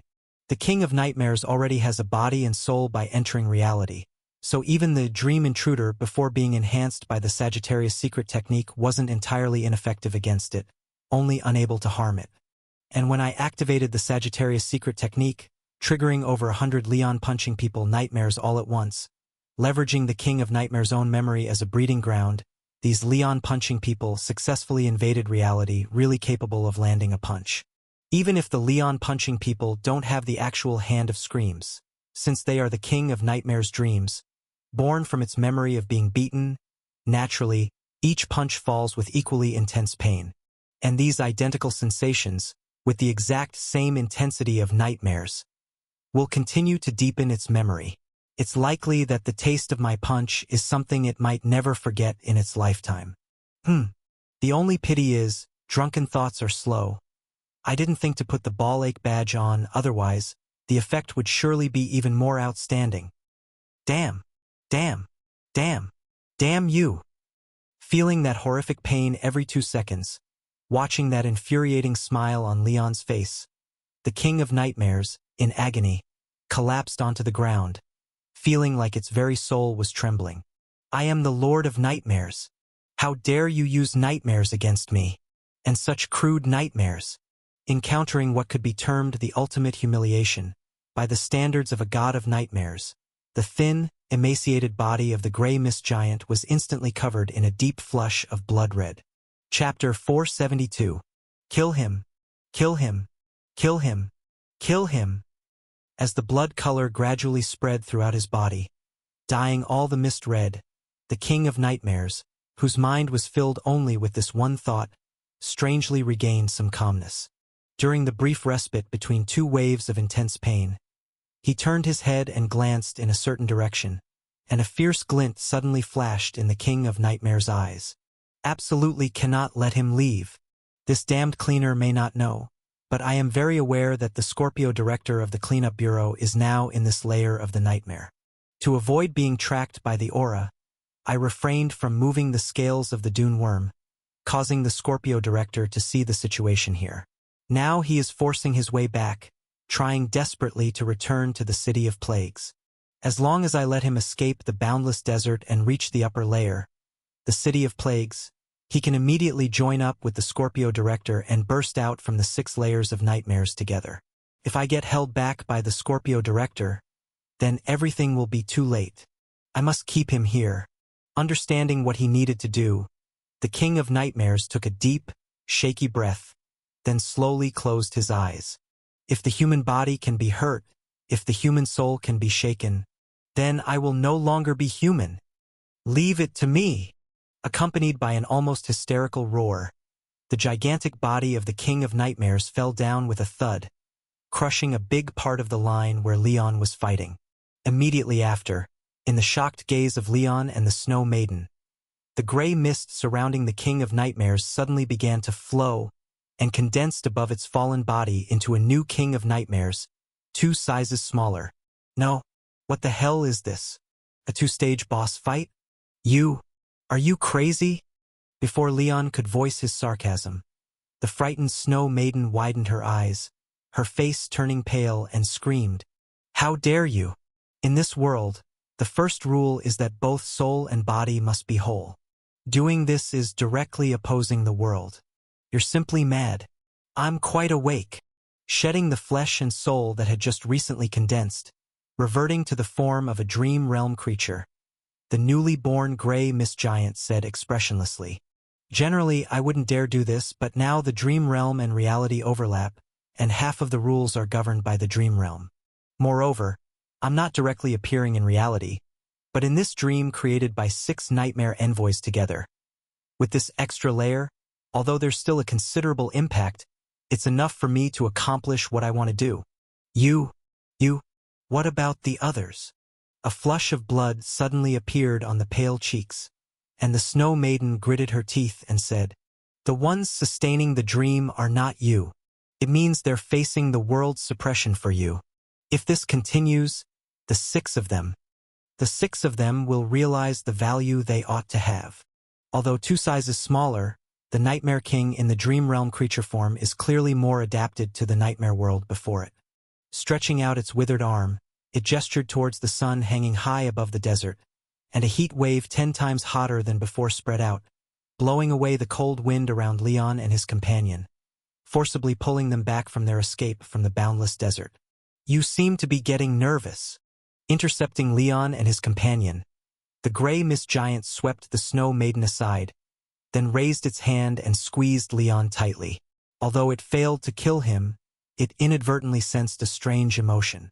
Tasting the urgent feeling of anxiety emanating from Leon's soul, the King of Nightmares finally showed a hint of a smile in its cold and sinister blurred face. "If I'm not mistaken, this troublesome state of yours is about to expire soon, isn't it?" "Indeed, although I've drunk a lot on purpose, after moving intensely for so long, most of the intoxication has evaporated with the sweat, and the vigor of the drunken life, dreamy death has almost dissipated." Feeling the pending evaporation of the intoxication, no matter how Leon tried to suppress it, the sense of urgency in his heart kept growing. "Only 5 minutes left at most. If the Scorpio Director can't find me in 5 minutes, then he will have to find me in the realm of the dead. However, I have a badge called Survivor of Near Death, whose hidden trait ensures getting bitten by a dog when passing through the realm of the dead, and it bites with 3 heads each taking a bite. Come to think of it, isn't a canine deity also a dog? Would a bite from it give me rabies? If a deceased got rabies, what would the symptoms be? Is he distracted?"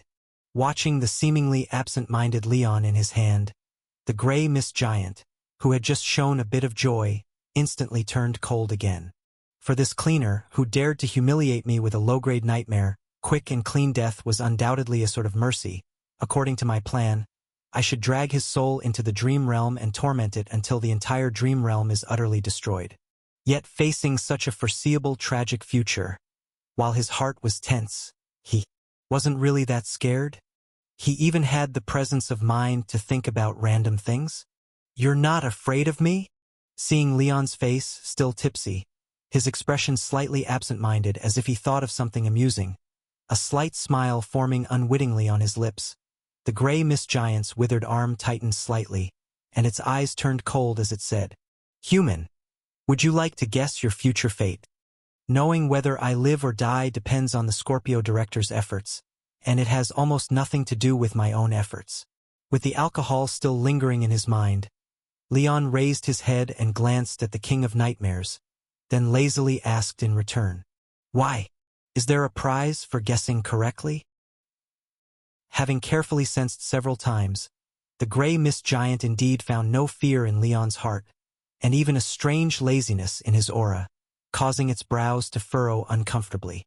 For someone full of hatred, the most distressing thing isn't even being unable to avenge oneself, but rather, when they're about to succeed in their revenge, and see their hated and despised enemy facing a terribly tragic fate. Yet the other side appears utterly indifferent, even having the mood to banter with you. Stop pretending. Convinced that Leon isn't the type of person to face death calmly, the King of Nightmares glared at him with icy eyes and questioned, "Is it the effect of an anomaly? Do you have an item on you that can block fear?" "I do have something like that, but it's not an anomaly, it's a badge. The Immortal of Liquor badge series, from the initial bronze to the current exotic, has always had the effect of resisting fear. Gold used to resist fear, and although the Immortal of Liquor inscription no longer included resisting fear, fear induced by enemies could be considered a form of attack. And since I haven't yet exited the drunken dream state, fears were directly nullified by Immortal of Liquor, leaving me completely unafraid. Yeah, let's just say I have it." After thinking about the current situation, Leon really couldn't come up with any other ideas, so he directly admitted that he indeed had means to resist fear. After all, he had tried his best. Truly being unable to overcome wasn't something he could help, and he had already arranged for his younger siblings to leave safely, and trusting them to someone he could trust. At least there's no need to worry about their future suffering. Besides, although it sounds a bit grim, honestly, having been in this world for over 3 years now, perhaps this is the most relaxed time for him, with nothing really to worry about. In fact, if one thinks positively, what if being dragged into the dream realm and enslaved and tortured?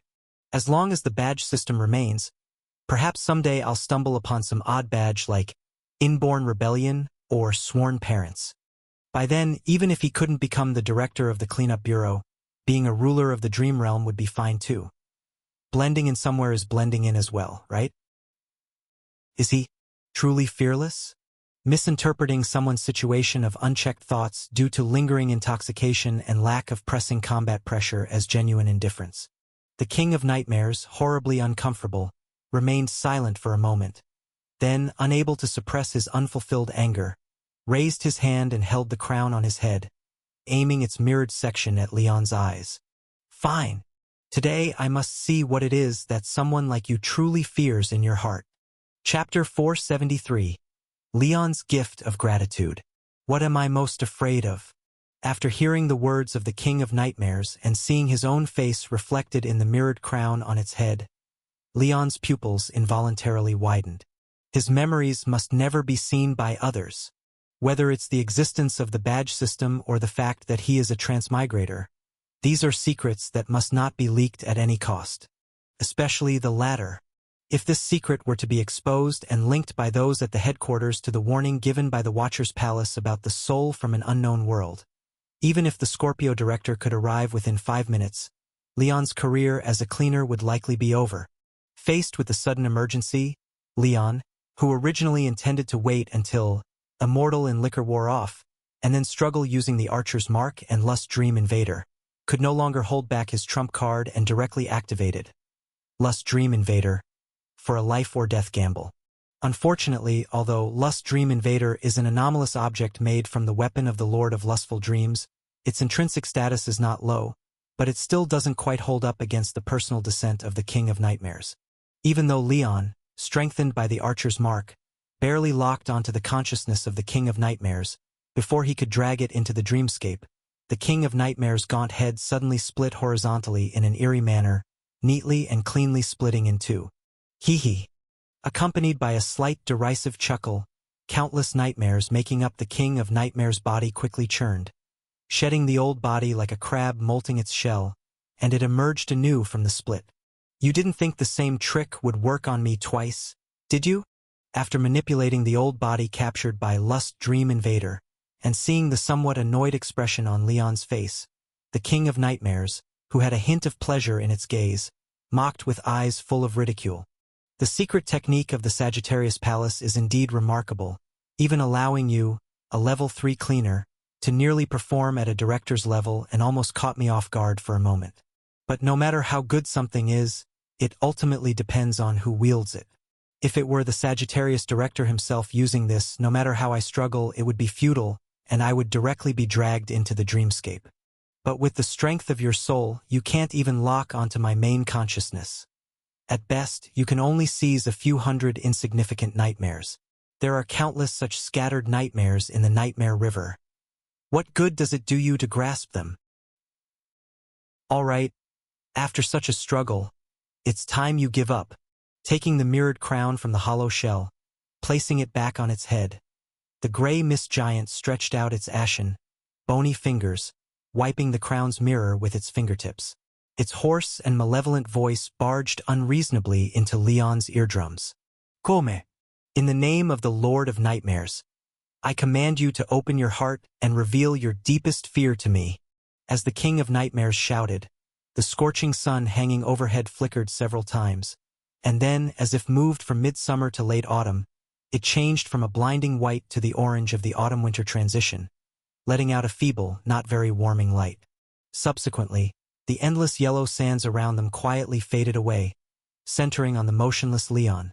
The vast desert swiftly dissipated, transforming into a dilapidated ward filled with coughing and the pungent smell of medicine. On a slightly dirty hospital bed at the edge of the ward, a sickly pale girl, almost devoid of blood, lightly turned her head, speaking softly yet with a hint of stubbornness. Brother, why don't you just stop caring about me? So, his greatest fear is merely the death of his family? Looking at the frail girl on the bed, then at the twisted-faced Leon in front of the bed, the King of Nightmares, who had been somewhat enthusiastic just moments earlier, instantly flashed a deep sense of disappointment in its eyes.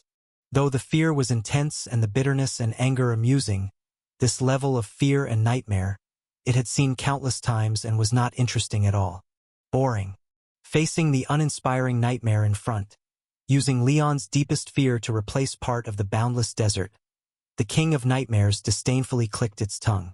It seems that his calm demeanor in enduring eternal torment wasn't out of fearlessness but is likely a result of some anomalous object's effect. For someone who almost made it stumble, it originally thought his deepest fear might be something intriguing, but it's just this. This really is, what is he going to do?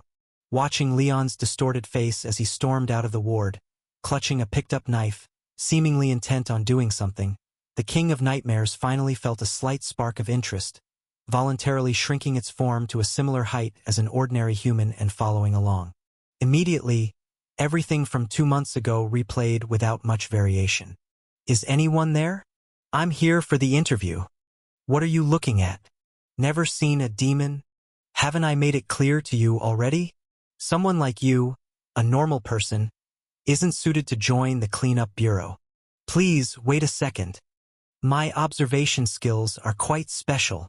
I can identify some peculiar things, and if there's direct contact, I can immediately gain some relevant information.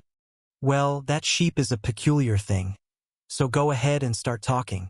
After the red-haired director posed the test question, Leon, facing this last lifeline, took a deep breath and nervously touched the black mountain goat with trembling arms. However, nothing? Why is there nothing? Realizing the situation was different from what he anticipated, a deep terror suddenly surfaced on Leon's face. An incomparable fear surged up, as if a cold, bone-chilling hand was gripping his heart tightly. There should be something. There should be something. I just need to touch it with my hand, and information about the anomaly should bounce out at me. Why is there nothing now? Turns out he's a lunatic. Shaking her head somewhat disappointedly, the red-haired woman with a blurred face ordered coldly, "Get out. This isn't a place you should be." But I clearly. Get out. I'm only saying this once. What a waste of time. Under the amused gaze of the King of Nightmares, Leon was despondently driven out of the cleanup bureau.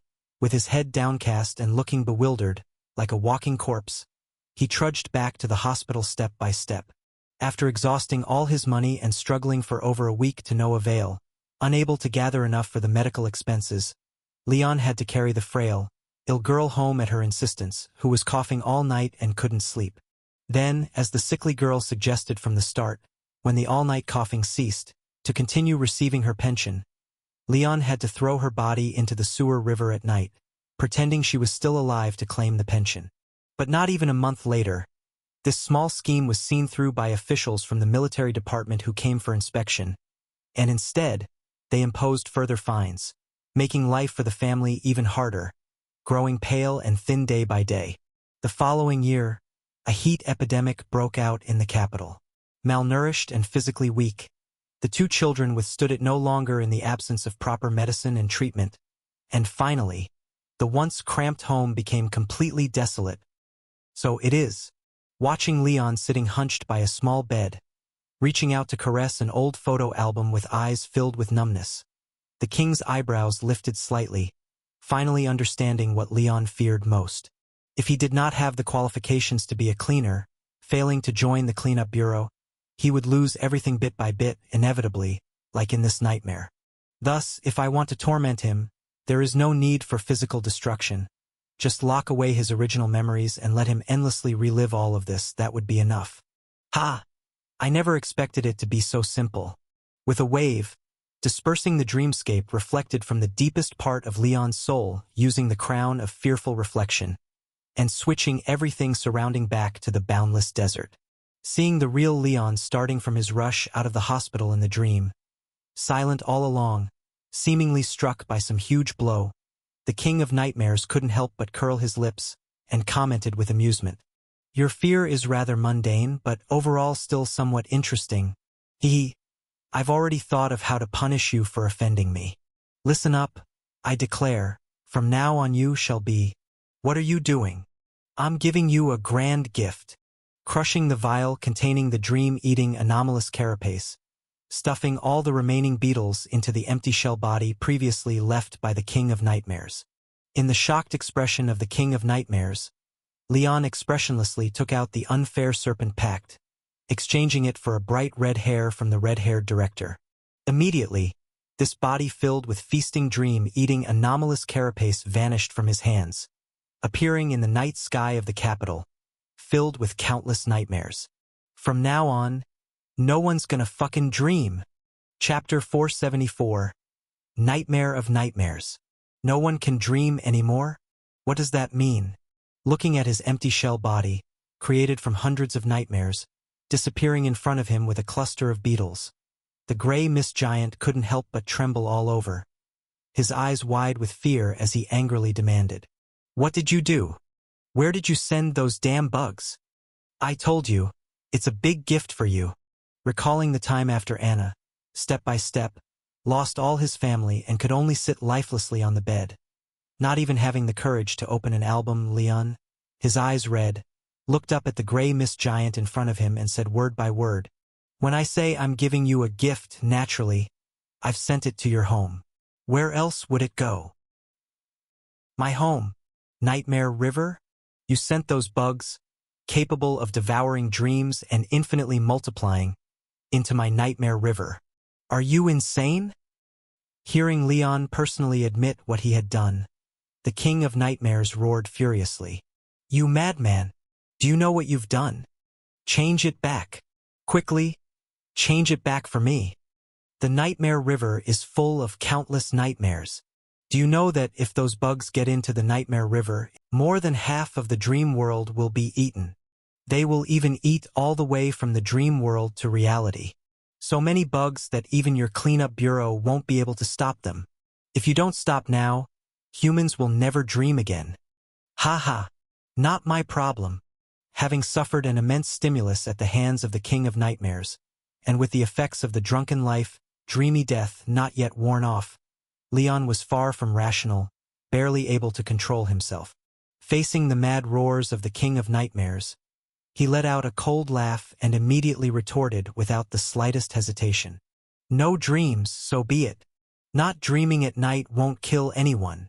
No. No. This can't be. Madman. You damn madman. Seeing the determination not to stop in Leon's resolute gaze, the frantic gray mist giant cursed in fury and immediately turned around, trying to rush out of the six-fold nightmare, aiming to eliminate as many bugs as possible before the Dream Eater mutant shell could spread. However, don't bother. Flashing the back of his right hand, showing the already vanished archer's mark to the King of Nightmares, in the terrifying gaze of the gray mist giant, Leon asked with delight, "Do you want to guess where I used the last archer's secret technique?" Dream Eater mutant shell?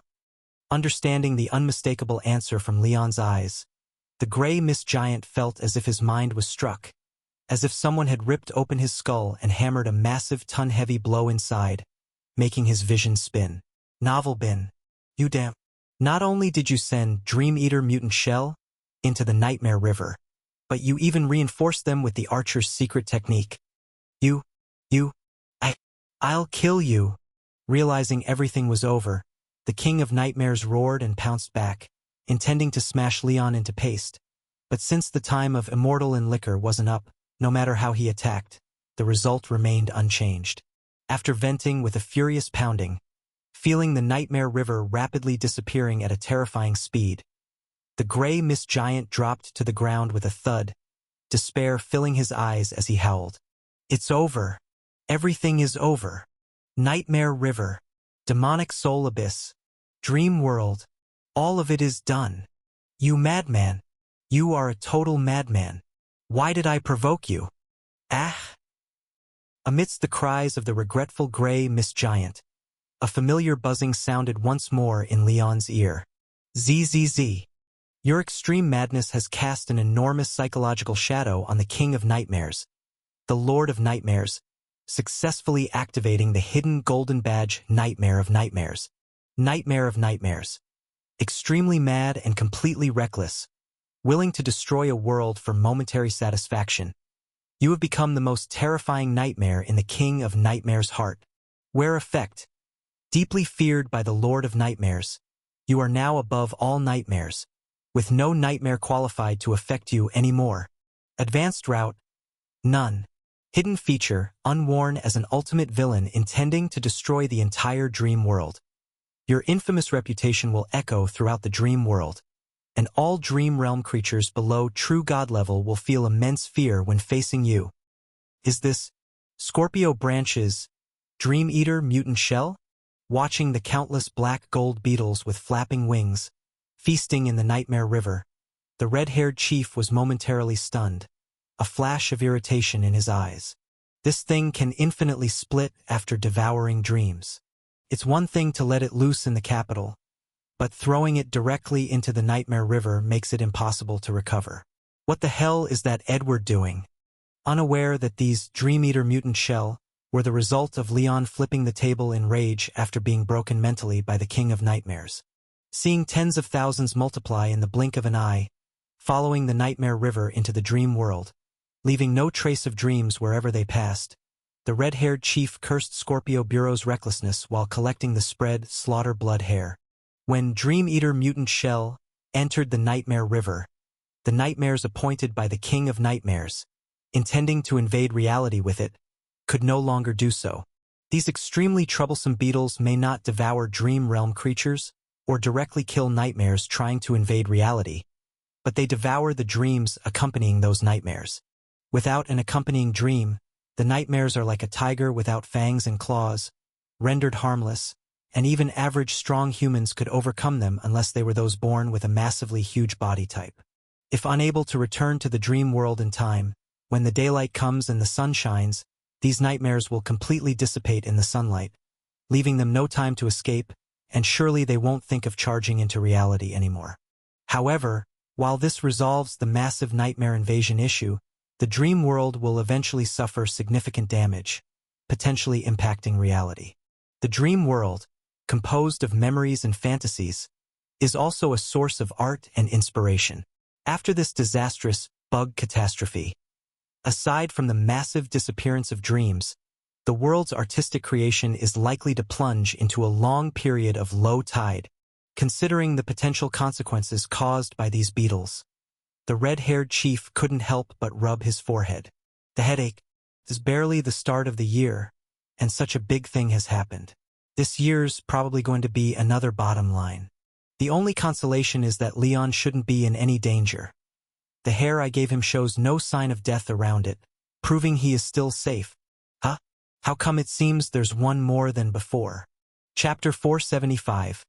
Last place and second to last. The King of Nightmares departed very peacefully.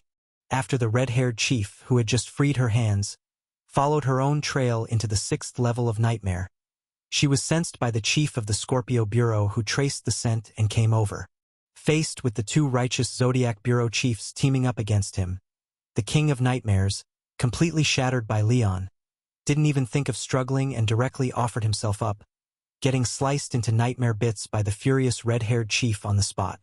Edward, after dealing with the King of Nightmares, the culprit, and carefully cutting him into bits and burning them to prevent short-term revival, the red-haired chief unhappily said to the Scorpio Bureau chief, "You helped settle the nightmares brought by the King of Nightmares.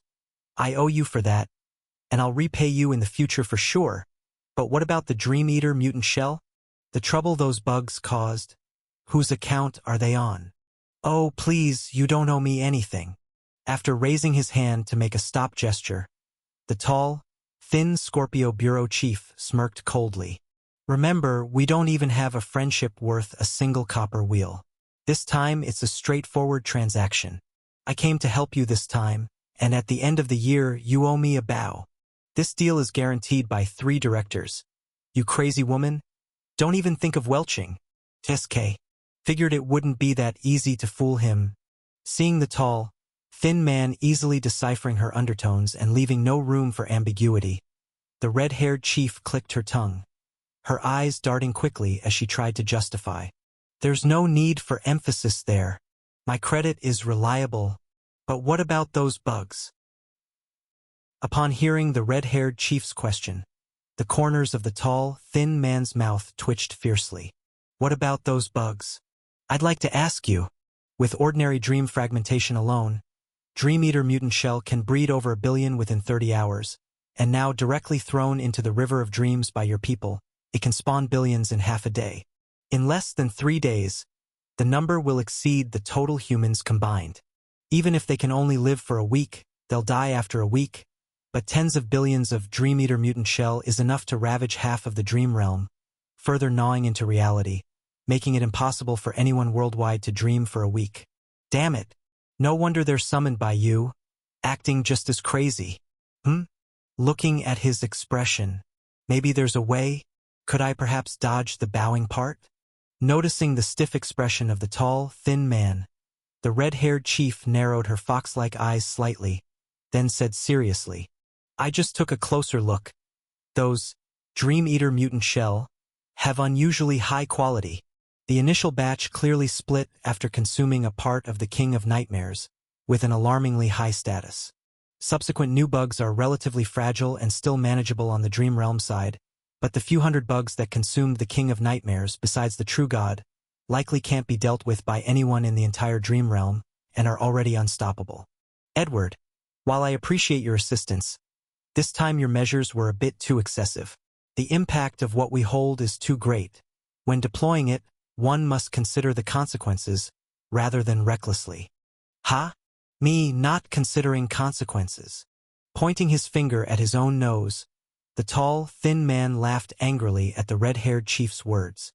"Olivia, you didn't think it was me who threw those Dream Eater mutant shell up there, did you?" "It wasn't you?" Upon hearing the tall, thin man's rebuttal, the red-haired chief was slightly stunned. Dream Eater mutant shell is a numbered level anomaly managed by your Scorpio branch, personally brought by you. If you didn't throw it up there, was it me? Oh my, Leon. Suddenly encountering another possibility, the red-haired chief swiftly turned her head, gazing at the silently standing Leon nearby, who seemed unusually well-behaved, and her heart sank.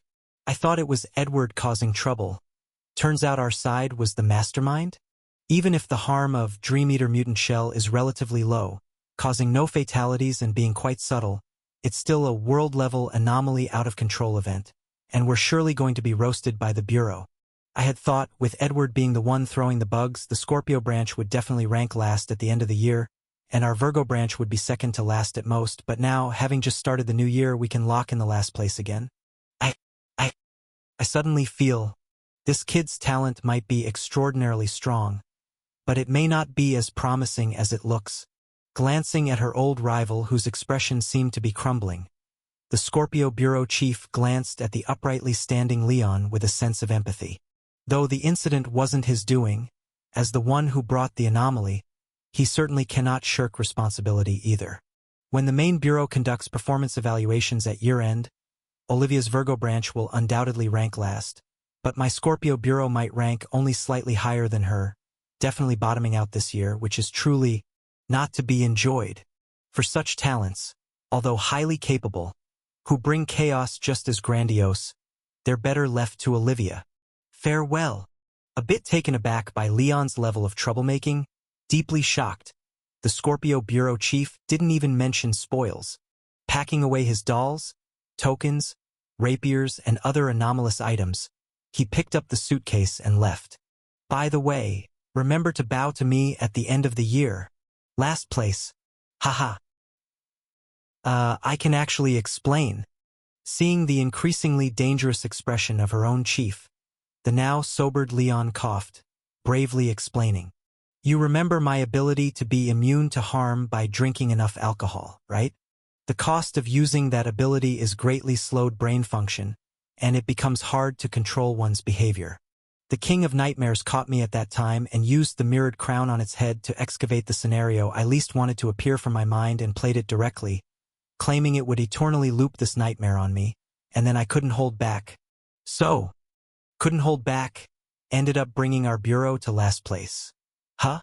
Seeing the weary-looking Leon, his eyes slightly red as if having been stimulated in some way, the red-haired chief sighed softly. Forget it. Leon has really done his best this time. Although he expanded the disaster 30-fold, making the impact world level instead of national, having the world unable to dream for a long period is better than allowing the King of Nightmares to harvest fear on a grand scale after descending. Thus, his handling can't be called wrong, even credited with some merit, but alas, at the end of the year, my name will again be carved on the pillar of shame. All right, just make sure to write all of this in the report.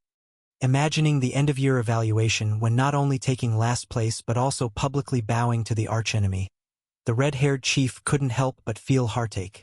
Then weakly instructed. However, don't write about your ability, don't state that it was intentional. Change it to an extremely urgent situation at that time, where the King of Nightmares might break free from control at any moment, and you took drastic measures to protect the citizens of the capital from being affected. Additionally, remember to mention you couldn't figure out the effects of Dream Eater Mutant Shell. Edward didn't make it clear, leading to misjudgment under pressure. Try to implicate him as much as possible. Alright, what about this Snow Woman? Are we not dealing with her together? Chapter 476. The Secret of the Kingdom. Snow Woman.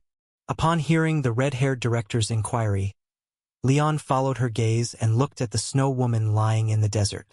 According to the realm rules of this world, nightmares entering reality will all possess physical bodies, and earlier, the Snow Woman had already been knocked unconscious when the King of Nightmares entered the second phase. And she still hasn't woken up yet. It's better to send her back to the dreamland. After hesitating slightly, Leon spoke. I used the soul vision of the black goat to look at her, and her soul is actually purer than many humans, mainly being controlled by the King of Nightmares. She's not really bad on her own and has actually helped me quite a bit this time. Moreover, her accompanying nightmare was polluted, and the nightmare core was destroyed by the King of Nightmares, causing her power to drop significantly. Besides being able to traverse nightmares, she essentially has no abilities anymore, so letting her go back doesn't really matter. Okay. Nodding in agreement with Leon's handling plan, the red-haired director pondered slightly, then spoke. Forget it, let the remaining few nightmare envoys go back too. After you made a mess in the dreamland, It's been considerably wounded, and before the King of Nightmares is revived, the ratio between nightmares and sweet dreams will be severely imbalanced. Letting a few high-level nightmares return might slightly restore the balance, avoiding any bad impact on the reality world.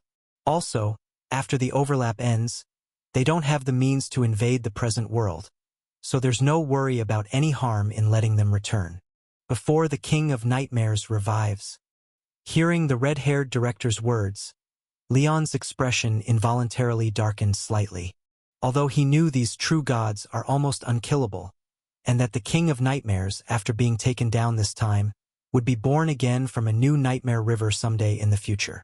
But recalling the painful scenes the King of Nightmares had shown him using the mirror crown, scenes that caused his heart to ache just by slightly recalling them, a dense sense of resentment appeared in Leon's eyes. "Director," calling out, Leon said with tightly furrowed brows, "Is there really no way to completely eliminate the King of Nightmares?" To actually ask such a question seems like the King of Nightmares really offended you deeply. Curiously looking at Leon, the red-haired director pondered what exactly the King of Nightmares did to make the usually steady Leon lose control, and shook her head as she replied, "It's impossible. Sweet dreams and nightmares are one of the cornerstones of the dreamland, and completely eliminating the King of Nightmares would be like eliminating the overlords of the dead realm, which would lead to an imbalance in the subsidiary world." Subsidiary world? Simply put, worlds are not completely isolated, but are interconnected by functions and rules. The red-haired director explained, drawing a large circle in the sand with her toe, followed by a series of smaller circles around it. If the world we live in is this big circle in the middle, then the realm of the dead, the dreamland, and these small circles can be considered as subsidiary worlds derived from our world, serving our world's purposes. Among them, the realm of the dead is responsible for accommodating deceased souls, returning them to their origin and granting rebirth, while the dreamland is responsible for bearing human memory and fantasy, including art, inspiration, and such. All of these have a certain connection to the dreamland. After explaining the significance of the dreamland's existence, the red-haired director opened her mouth somewhat helplessly. Whether these subsidiary worlds can operate stably holds great significance for us, and if they encounter problems, we might even have to lend a hand in resolving them. However, this task usually doesn't fall on us. Even you're not assigned, director. Yes, the director. Most of the directors are not in the bureau for years. They are basically doing this. The red-haired director spoke.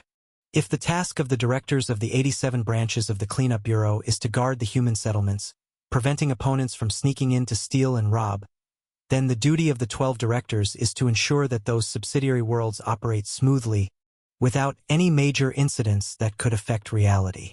The strength of the Zodiac Bureau directors may not be inferior to the directors, but the hierarchy of the Star Palace in their control is one level lower than that of the 12 directors.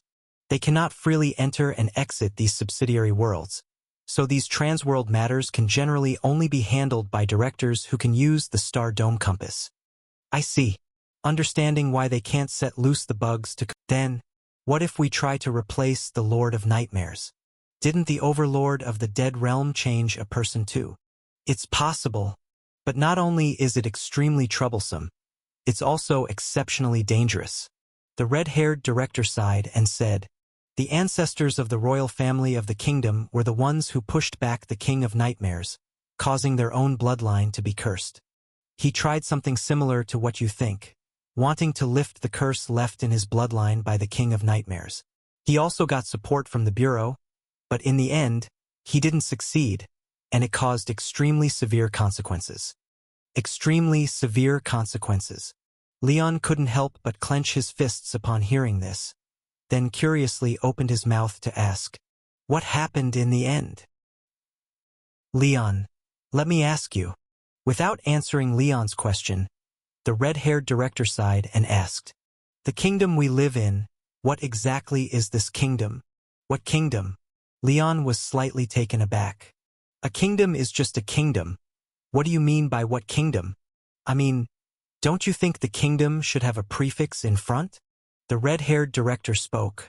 "For example, like the Ice Plains Nation, Kralik Kingdom, Thousand Sails Maritime Country, and Kingdom of Thunderstorm, other countries should have a specific name. So what is the prefix of the kingdom, or rather its full name? The name of the kingdom? Leon was momentarily stunned by these words. Then opened the emblem panel, found the prince emblem that made people bow and looked at it. His emblem is called Migratory Thrush Prince, so the full name of the kingdom should be the Kingdom of Lutung. Wait, why do I need to look at the emblem to remember the name of the kingdom? Seeming to discover something monumental, Leon's pupils dilated sharply, and the red-haired director, observing his expression, sighed at the right moment. You found that you can't remember it, right?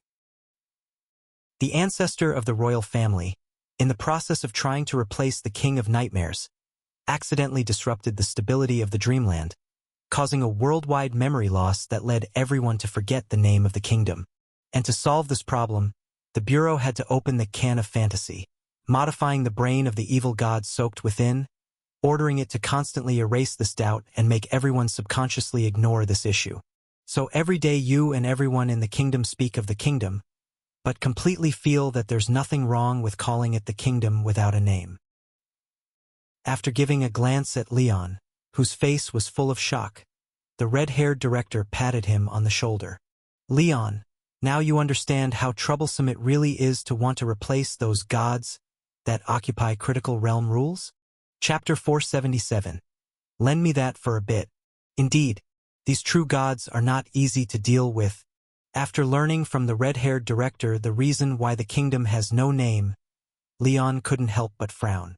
It seems that the role of these true gods is somewhat like wedges that stabilize the world. If they were to be recklessly replaced or completely removed, it would cause instability in the originally stable world.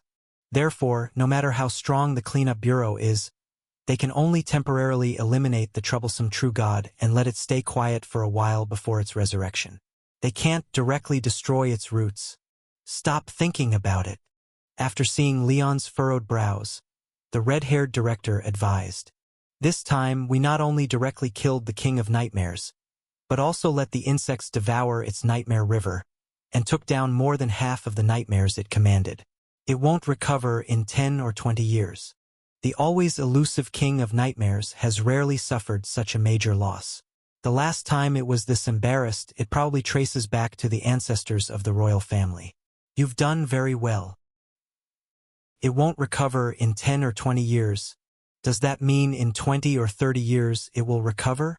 Upon hearing the underlying meaning in the red-haired director's comfort, Leon couldn't help but recall the image of himself, blankly touching a photo album in the mirror crown, as displayed by the King of Nightmares. His heart ached fiercely. Not enough. 20 years is not enough.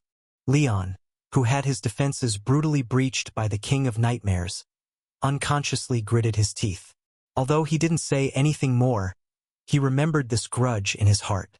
When the King of Nightmares resurrects in the future, if I am still alive, I might reach a Zodiac Bureau Director level by then. At that time, I must visit the dream world again. No, every 10 or 20 years, I will visit the dream world and make it die again immediately. Once I reach the level where I can enter the dream world alone, as long as I live a day, it must obediently die a day. After fiercely marking a note against the King of Nightmares in his mental notebook, a disgruntled Leon found the unconscious Snow Maiden and pinched her philtrum hard. Ah! The Snow Maiden cried out after being pinched awake, then asked in confusion, "You, what is this?" "You're still alive. The King of Nightmares has been eliminated." "Ha!" The Snow Maiden passed out right at the peak of the King of Nightmares' arrogance, only to find it gone when she opened her eyes again, which astonished her greatly. What happened? Wasn't it? It's dead. And considering that after the King of Nightmares' death, the dream world will temporarily lose balance, we'll be sending you back. Feeling incomplete revenge, Leon did not answer Snow Maiden's question, but sternly announced her outcome and then reminded. Also, in the next week, more than half of the dream world will be devoured by the Dream Eater mutant shell. Be careful when you go back. Huh? The Snow Maiden, completely confused by 3 consecutive pieces of news, gasped in astonishment and then joy before being baffled again, as her ice-blue eyes went slightly vacant. No, weren't we still being chased by the King of Nightmares? How did everything flip in an instant? What's going on with the dream world? How long was I unconscious? A week? You? I? Judging by your look, you seem to have no questions. If not, get going quickly. Looking up at the sky, which faintly turned pale, Leon, who hadn't slept in more than 30 hours, couldn't help but yawn and urged. In at most an hour, the sun will rise, and by then you won't be able to leave even if you want to. Oh, right. Upon hearing Leon's words, the Snow Maiden shivered slightly, then hurriedly puffed her cheeks like before to traverse dreams, exhaling. Oh? Unbelieving, the Snow Maiden puffed her fair cheeks again and tried several more times, but she couldn't produce the icy wind that allowed her to traverse dreams, even as her face flushed red. Seeing her blow air but not leave, Leon couldn't help but frown. What are you doing? I don't know. I think I know what's happening, the red-haired director said knowingly, watching the panicked Snow Maiden. Hasn't your nightmare core been destroyed? Trembling at the sight of the red-haired director with hair dark red like blood, as though able to hear screams of numerous nightmares from up close, the Snow Maiden instinctively hid behind Leon, then cautiously nodded. Yes? My nightmare core was crushed by the King of Nightmares. No wonder, the red-haired director said knowingly. The demonic soul abyss hasn't fully left, and reality and the dream world still overlap. With your nightmare core gone, by the rules of the current world, you're almost like a pure human. Typically, humans find it difficult to enter the dream world while awake. The Snow Maiden hesitated and said, But earlier I could take him through the nightmare. But earlier, the King of Nightmares wasn't dead either, the red-haired director shrugged. Earlier, you could take Leon in and out of nightmares mainly because of your status as a nightmare emissary. The King of Nightmares took your nightmare core but granted you a small portion of authority to utilize nightmare powers.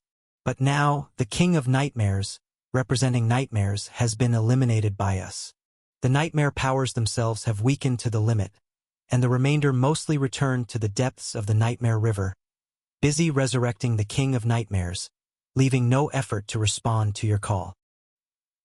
Understanding her current predicament, the Snow Maiden pitifully requested, Can you send me back? No, the red-haired director replied, smiling. Don't overdo it. You invaded my jurisdiction following the King of Nightmares. Already not killing you outright is pretty lenient. On what grounds can you make demands of me? But the dawn is almost here. Yes, dawn is almost here, but what does that have to do with us? What's the director scheming now? Looking at the red-haired director who neither eliminated the Snow Maiden nor agreed to send her back to the dream world, but just kept pressuring her, Leon instinctively knew she must be plotting something. Sure enough, as dawn approached, the Snow Maiden was completely flustered.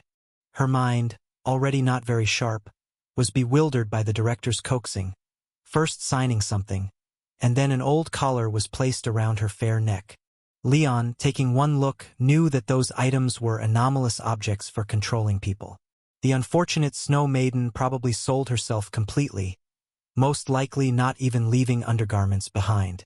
Yet, after sweet-talking and tricking the Snow Maiden, the red-haired director still didn't send her back immediately. Instead, she pointed to the lust dream invader on Leon's neck, smiling as she asked, Leon, could I borrow your pendant for a while? Chapter 478, Nightfall's End. All right. Upon hearing the words of the red-haired director, Leon nodded and directly handed over the. Even though the director is somewhat of a boozehound, whose brain doesn't function particularly well when inebriated, he's quite dependable when it doesn't involve alcohol, making him someone you can somewhat trust. Leon, there's something I must say first. The red-haired director did not immediately take the and said seriously, this might very well be borrowed without return. If you're genuinely unwilling to lend it, you don't have to. I can still. No need, just take it. Before the red-haired director could finish, Leon shook his head and said, "If you're asking me for something, it must be for a good reason. There's no need to explain, even if it doesn't come back, that's fine." "All right." Seeing Leon hand over this rather precious anomaly without even asking its purpose, showing a degree of trust that could be considered unconditional, the eyes of the red-haired director warmed slightly. After accepting the from Leon, the red-haired director took a lock of his own hair, replacing the string of the, and then surprisingly tied it around the neck of the Snow Maiden. This item was crafted from the weapon of the Master of Desire Dream, and even if you've lost the Nightmare Core, it should still ensure your safety in the dream realm. However, giving this item to you isn't without cost. The red-haired director, squinting his fox-like eyes and speaking solemnly, instructed, "Remember, once those Dream Eater mutant shell perish naturally, you must take action immediately. Go find the item I instructed you to find, but after finding it, you must not act on your own. You need to come back and tell me immediately. If you can't find me, go to Leon, understand?" "Understood." Feeling the slightly warm red pendant on her chest, the Snow Maiden nodded relaxedly, then reached out and drew a slash in the void with the slash. With a sound like shattering glass, the area in the air where the small red fork passed cracked open, revealing a small breach that was clear to see but somehow seemed non-existent. "Finally, I can go home." Seeing the familiar atmosphere of the dream realm through the tiny crack, the Snow Maiden almost burst into tears. Tonight had been absolutely terrible. First, she was forcibly dragged out of her companion dream. Then her nightmare core was crushed and she was banished, after which she was bought through a strange contract, forced to carry someone like a mount throughout the nightmare. And even more ridiculously, she thought these were the limits of her bad luck, only to find there was even more to come. After being knocked unconscious by the descended King of Nightmares and waking up, the King of Nightmares and most of the dream realm were just gone. She was then forced by a smirking wicked woman to sign a whole bunch of messy contracts and got assigned an incredibly dangerous task. "I'm never coming back to this wretched place." With eagerness, she stepped through the breach between the dream realm and the real world, and once back in the comforting home, the comically unlucky Snow Maiden let out a long sigh of relief. The dream realm is better after all. Though it's currently plagued by bugs, at least I won't be. Huh? In the empty Nightmare River, upon seeing a few familiar faces, the Snow Maiden paused for a moment and then a hint of joy appeared in her eyes. Green Wave Sea Monster, Plague Maiden, Swamp King Snake, and even the Sand Dune Giant Worm. Not a single one missing. Great! You're all still alive. Discovering that all her longtime colleagues had survived, the Snow Maiden excitedly rushed over. As nightmare envoys under the King of Nightmares, the 7 elite nightmares shared a kinship. After all, there's no better way to bond than having a common enemy. And since all of them were nightmares captured by the King of Nightmares and had their nightmare cores taken, forced to become nightmare envoys, they harbored deep resentment toward the King of Nightmares, so naturally, their colleague relationships were quite good. "So you also managed to return alive?" "Huh." Upon seeing the Snow Maiden, the other 6 nightmare envoys, all wounded, eagerly gathered around. After some brief exchanges, since the black gold beetle was rapidly multiplying, the 7 surviving colleagues dared not venture too deep into the dream realm, and instead, sat together in the rift between the dream realm and reality, speaking with lingering fear. "The people from the cleanup bureau are terrifying." "Yeah. Especially the Scarlet Hair Lady. She killed more nightmares today than I've seen in my entire life. The Nightmare River was dyed red." No, no, no. She is terrifying. But the Bug Thrower is even scarier." "I agree. The Bug Thrower is crazier. The way things are, it seems like he's going to devour most of the dream realm." "Yes, indeed. He's completely reckless, intent on letting us die. I wonder what the King of Nightmares did to provoke him." After chattering for a while, the Swamp King Snake flicked its black tongue. Its snake face relaxed and said, "But thank the heavens the King of Nightmares is dead. We should have a few relaxing decades now." "Yes, yes." "Hiss. Speaking of the King of Nightmares, why do I feel a bit scared?" "What are you scared of? Still needs decades." "Hiss. Why am I shivering too? I, I, I also feel a bit shivers, like it was contagious. All 6 nightmare envoys except for the Snow Maiden started shaking one by one, and it seemed the closer they were to her, the more they trembled, with the epidemic maiden sitting right beside her already uncontrollably chattering her teeth. What's wrong with you guys? Why are you all trembling? No, no, no, it's not what's wrong with us. It's what's wrong with you. After shivering away from the Snow Maiden, feeling slightly better, the epidemic maiden with a hint of terror in her eyes said, You have terrifying scent. A terrifying scent? Hearing this, the Snow Maiden paused, checked herself, and then said puzzledly, I don't detect any scent? There is. Moving further away, feeling the oppressive aura that instinctively made one tremble, the epidemic maiden said with chattering teeth, Cependant. The scent on your pendant, it's scarier than the King of Nightmares. I knew it would be as I thought. Feeling the mark that originally belonged to the King of Nightmares rapidly dissipating in his soul, that bound soul regaining freedom, the young man in a light blue robe couldn't help but smile, then raised his glass lantern, blowing out the light that had shone throughout the night. Nicole, take the dream-wandering lantern and make a trip to the dream realm. Handing the lantern to the female reporter behind him, the Aquarius director, standing on the clock tower, squinted at the sunrise creeping over the horizon, and with a nonchalant expression, instructed, Make sure to be quick. If my guess is correct, Olivia should already be figuring out how to locate that sleeping me in the dream realm. If she finds the me sleeping in the Nightmare River first, all my effort would be in vain. Chapter 479, Good People and Bad People. All right.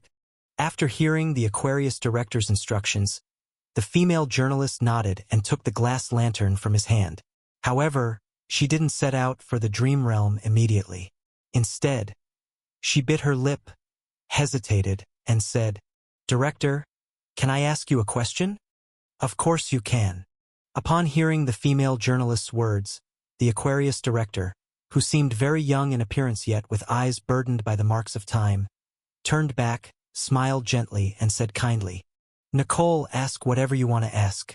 I will tell you anything I can. Also, don't be so restrained in front of me. You are one of the few people I can trust, and I hope you can trust me a bit more too. All right? The female journalist's demeanor relaxed slightly after hearing the Aquarius director's words, and she quietly asked, Director, the people from the Virgo branch have repeatedly sabotaged your plans, even causing damage to your soul, so you had to curry favor with the King of Nightmares. Don't you harbor any resentment?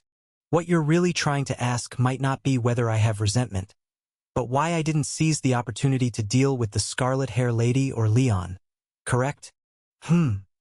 After exposing what the female journalist truly wanted to ask, the Aquarius director did not directly answer her question, but instead smiled and asked in return, Nicole, can you tell me, how do you perceive me? Upon hearing the Aquarius director's words, the female journalist was stunned for a moment. Then she lowered her head slightly and replied softly, You are my benefactor. If it weren't for you, I would have died at the age of 7. You rescued me from the privateer ship of the Kingdom of Sao and gave me the ability and chance to seek revenge. Nicole, you know that the question I asked wasn't about the relationship between you and me, but rather about how you truly see me. Interrupting the female journalist's evasive answer, the Aquarius director couldn't help but chuckle and said, All right, although you chose to dodge the topic, you somewhat answered my question indirectly. In your eyes, I should be someone obsessed with abnormal Genesis sorcery, willing to do anything without scruples to fulfill a long-held wish, sacrificing anything to achieve my goals, a villain deserving death, an evil lunatic, right? No. The female journalist couldn't help but exclaim, Director, you. Although your methods are somewhat extreme, you've also done many kind deeds and saved many people. You actually... I am indeed a bad person. Defining himself, the Aquarius director's smile slightly faded, and he said calmly, To you, I am a benefactor, but to many others, I am indeed deserving of death. Although the number of people who died because of me is far less than those I have sheltered over the past 100 years, probably not even a fraction. But in the process of researching abnormal Genesis sorcery, I have committed many evil deeds. To create abnormal items or acquire mystique materials, I have neglected people trapped in desperation, subtly pushed them further, even personally orchestrated tragedies that ruined their lives. Even rescuing you from the privateer ship of the Kingdom of Seo when you were young wasn't out of kindness but rather due to detecting your outstanding talent, thinking you could cultivate the top abnormal item. Nicole, though you never want to admit it, I am indeed a bad person. Watching the silent female journalist, the Aquarius director smiled and said, "Let me ask you, when the intelligence machinery of the Kralik Kingdom confined the royal family, sealed off the Gemini branch, and quietly controlled all cleaners a few years ago, do you know why I only rescued you?" The female journalist hesitated before replying. "Because I am a level 1 cleaner? Also, the strongest in the bureau." No. The Aquarius director shook his head and said, "Because you are a good person." Haha, you are different from others willing to follow me in the bureau. Although they adhere to my orders and can even stand by me, concealing my various infractions, they don't truly acknowledge me. Those people either are accustomed to obedience, or fear my power, or wish to obtain stronger abnormal items. Only you are different. Your reason for following me is pure gratitude. Gratitude that I saved your life, and gratitude that I gave you the ability to seek revenge. Once my affairs become public, those accustomed to obey me will still follow the cleanup bureau without hesitation. Those who fear my power will naturally fear the formidable cleanup bureau even more, and those who seek benefits from me will be swayed by benefits I cannot provide. Nicole, you alone, your reason for following me is simpler than anyone else. You merely want to repay a debt. Watching the silent female journalist, the Aquarius director smiled, then calculated on his fingers. Although you detest my actions, including this time when you stole the Scarlet Hair Lady's wallet, you could have completely remained unseen but chose to appear, without altering your appearance, essentially reminding them to be cautious of me aside from the King of Nightmares, correct?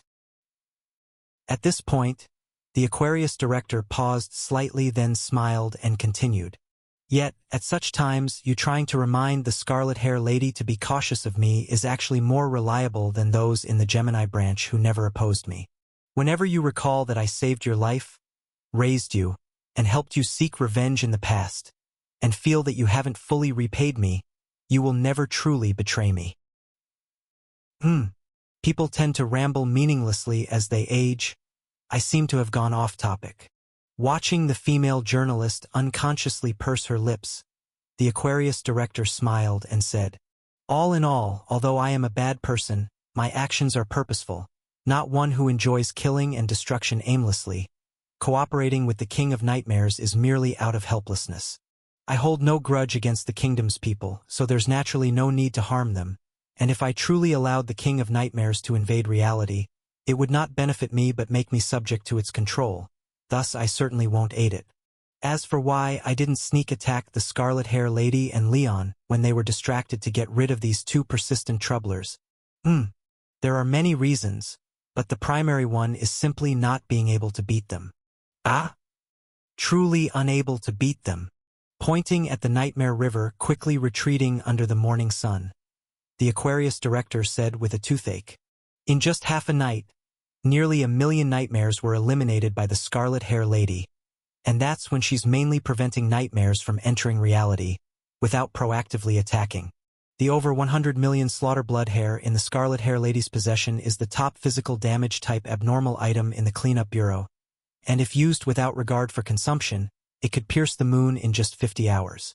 Any entity that relies on flesh to exist is innately at a disadvantage against her, and one of the basic rules of reality happens to be needing to rely on flesh to persist, making her virtually invincible here. Chapter 480. The Rising Sun, Invincible in the Present World. Hearing the Aquarius director's evaluation of the red-haired director, a trace of doubt appeared in the female reporter's eyes. Though the Scarlet Hair Lady's battle record is terrifying, it is ultimately just pure physical damage. Many anomaly items have disturbingly strange abilities, sometimes not even requiring a direct appearance to control or even kill their target. Of what I know, there's the Netherworld Streetlight and Steward's List, which killed half of the Director's soul, the Whisper Blade from the Sagittarius Subbureau that can disable anomalies, the King's Parade from the Lion Subbureau that suppresses the soul, and the Brilliant Tail Robe from the Peacock Subbureau that destroys vision. Even the three-piece time set created from the Time Kings remains held by the Director, the Reflecting Lake Evil Moon from the Pisces Subbureau that forcibly alters consciousness, and the Death Hunting Sparrow from the Crow Subbureau, and many more. Even if the Scarlet Hair Lady can pierce through the moon in 3 days, how could she possibly deal with things that can harm her without even appearing before her? What? You don't believe it? Sneering at the female reporter's skeptical expression, the Aquarius Director smiled and said, "Haha, I know what you're thinking. You think you can avoid a direct confrontation with her and use some covert methods against her. But don't forget, the 12 ant nests, numbered 004, is stored in the Virgo Subbureau. It can kill all humans in one breath and is nearly as important as the Watcher's Palace and the Star Dome Compass. It's almost the most dangerous thing in the Bureau. So have you ever thought why such a deadly thing isn't stored at the headquarters but rather in the Virgo Subbureau?" In the female reporter's startled expression, the Aquarius Director dropped his smile and said seriously, "That's because all the directors, including myself, who made this decision back then, agreed that it's even safer in Olivia's hands than it would be at the headquarters." Nicole, even though her nickname is the Scarlet Hair Lady, she's not limited to just one anomaly like the Slaughter Bloodhair. The Aquarius Director sat cross-legged, gazing nostalgically at the sun rising from the horizon, and said, "The Director of Taurus got along very well with her, treating her like his own daughter and prepared many things for her. Additionally, to protect the 12 ant nests, the Director of Taurus went all out, even asking me to lend a hand in forging a complete set of protective anomaly items for her. Flesh sustainment, soul revival, cognition enhancement, memory purge, mental reset, danger forewarning. All the means you can think of are almost included. At the very least, I can't think of a way to bypass these defenses and take her down. And once she senses danger or sustains any kind of harm, these anomaly items will immediately activate, eliminating all abnormal states. I guess in hindsight this was like shooting myself in the foot. Had I known this day would come, I would have secretly kept a backup plan." With a slight look of frustration, the Aquarius Director summed up in front of the female reporter, unsure of how to react. In summary, while Olivia may not be the strongest cleaner, she is definitely the one with the fewest weaknesses. Even if 20 true gods descended upon her at once, they would have to endure the fatal Slaughter Bloodhair, daring the risk of being ripped apart to exhaust her completely. Yet, the trouble is that during such a prolonged battle of attrition, if any rotating director detects something amiss and judges the 12 ant nests to be at risk in no more than half an hour, a quarter of a sun would fall directly on your head. I wouldn't attack her even if I was bored out of my mind. After all, someone like her, encased in such a tough shell, is the kind of opponent I am least adept at dealing with.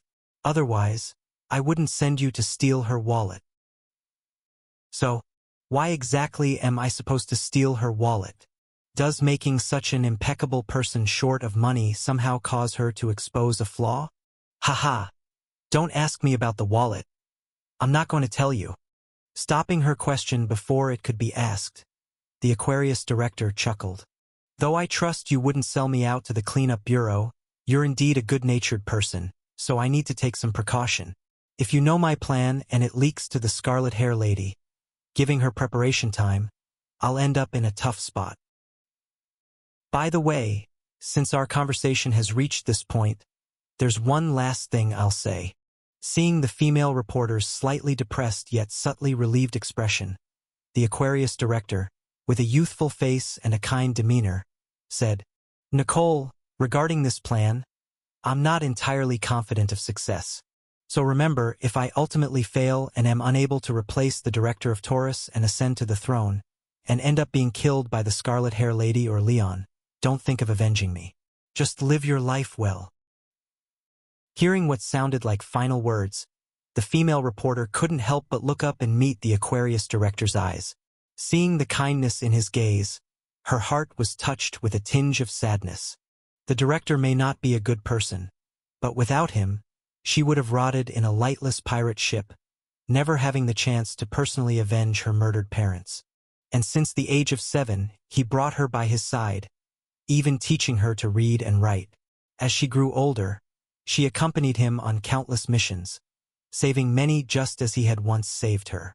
Over these many years, though she still called him director, in her heart, he had long replaced the parents whose faces were fading from memory, becoming her family without blood relation, which is why she couldn't bear to be harsh even though she knew he was wrong.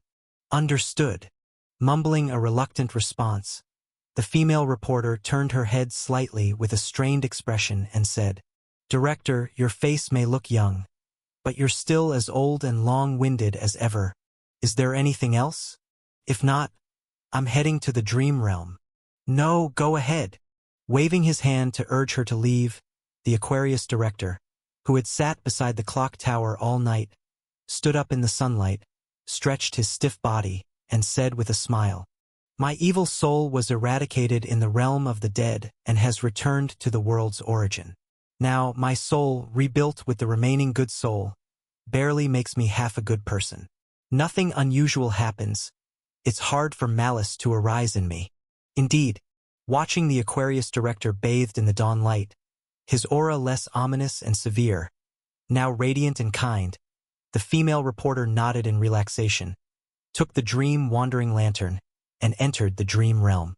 After she completely left, standing by the clock tower and overlooking the capital, the Aquarius director smiled, then took out a somewhat worn-out wooden box.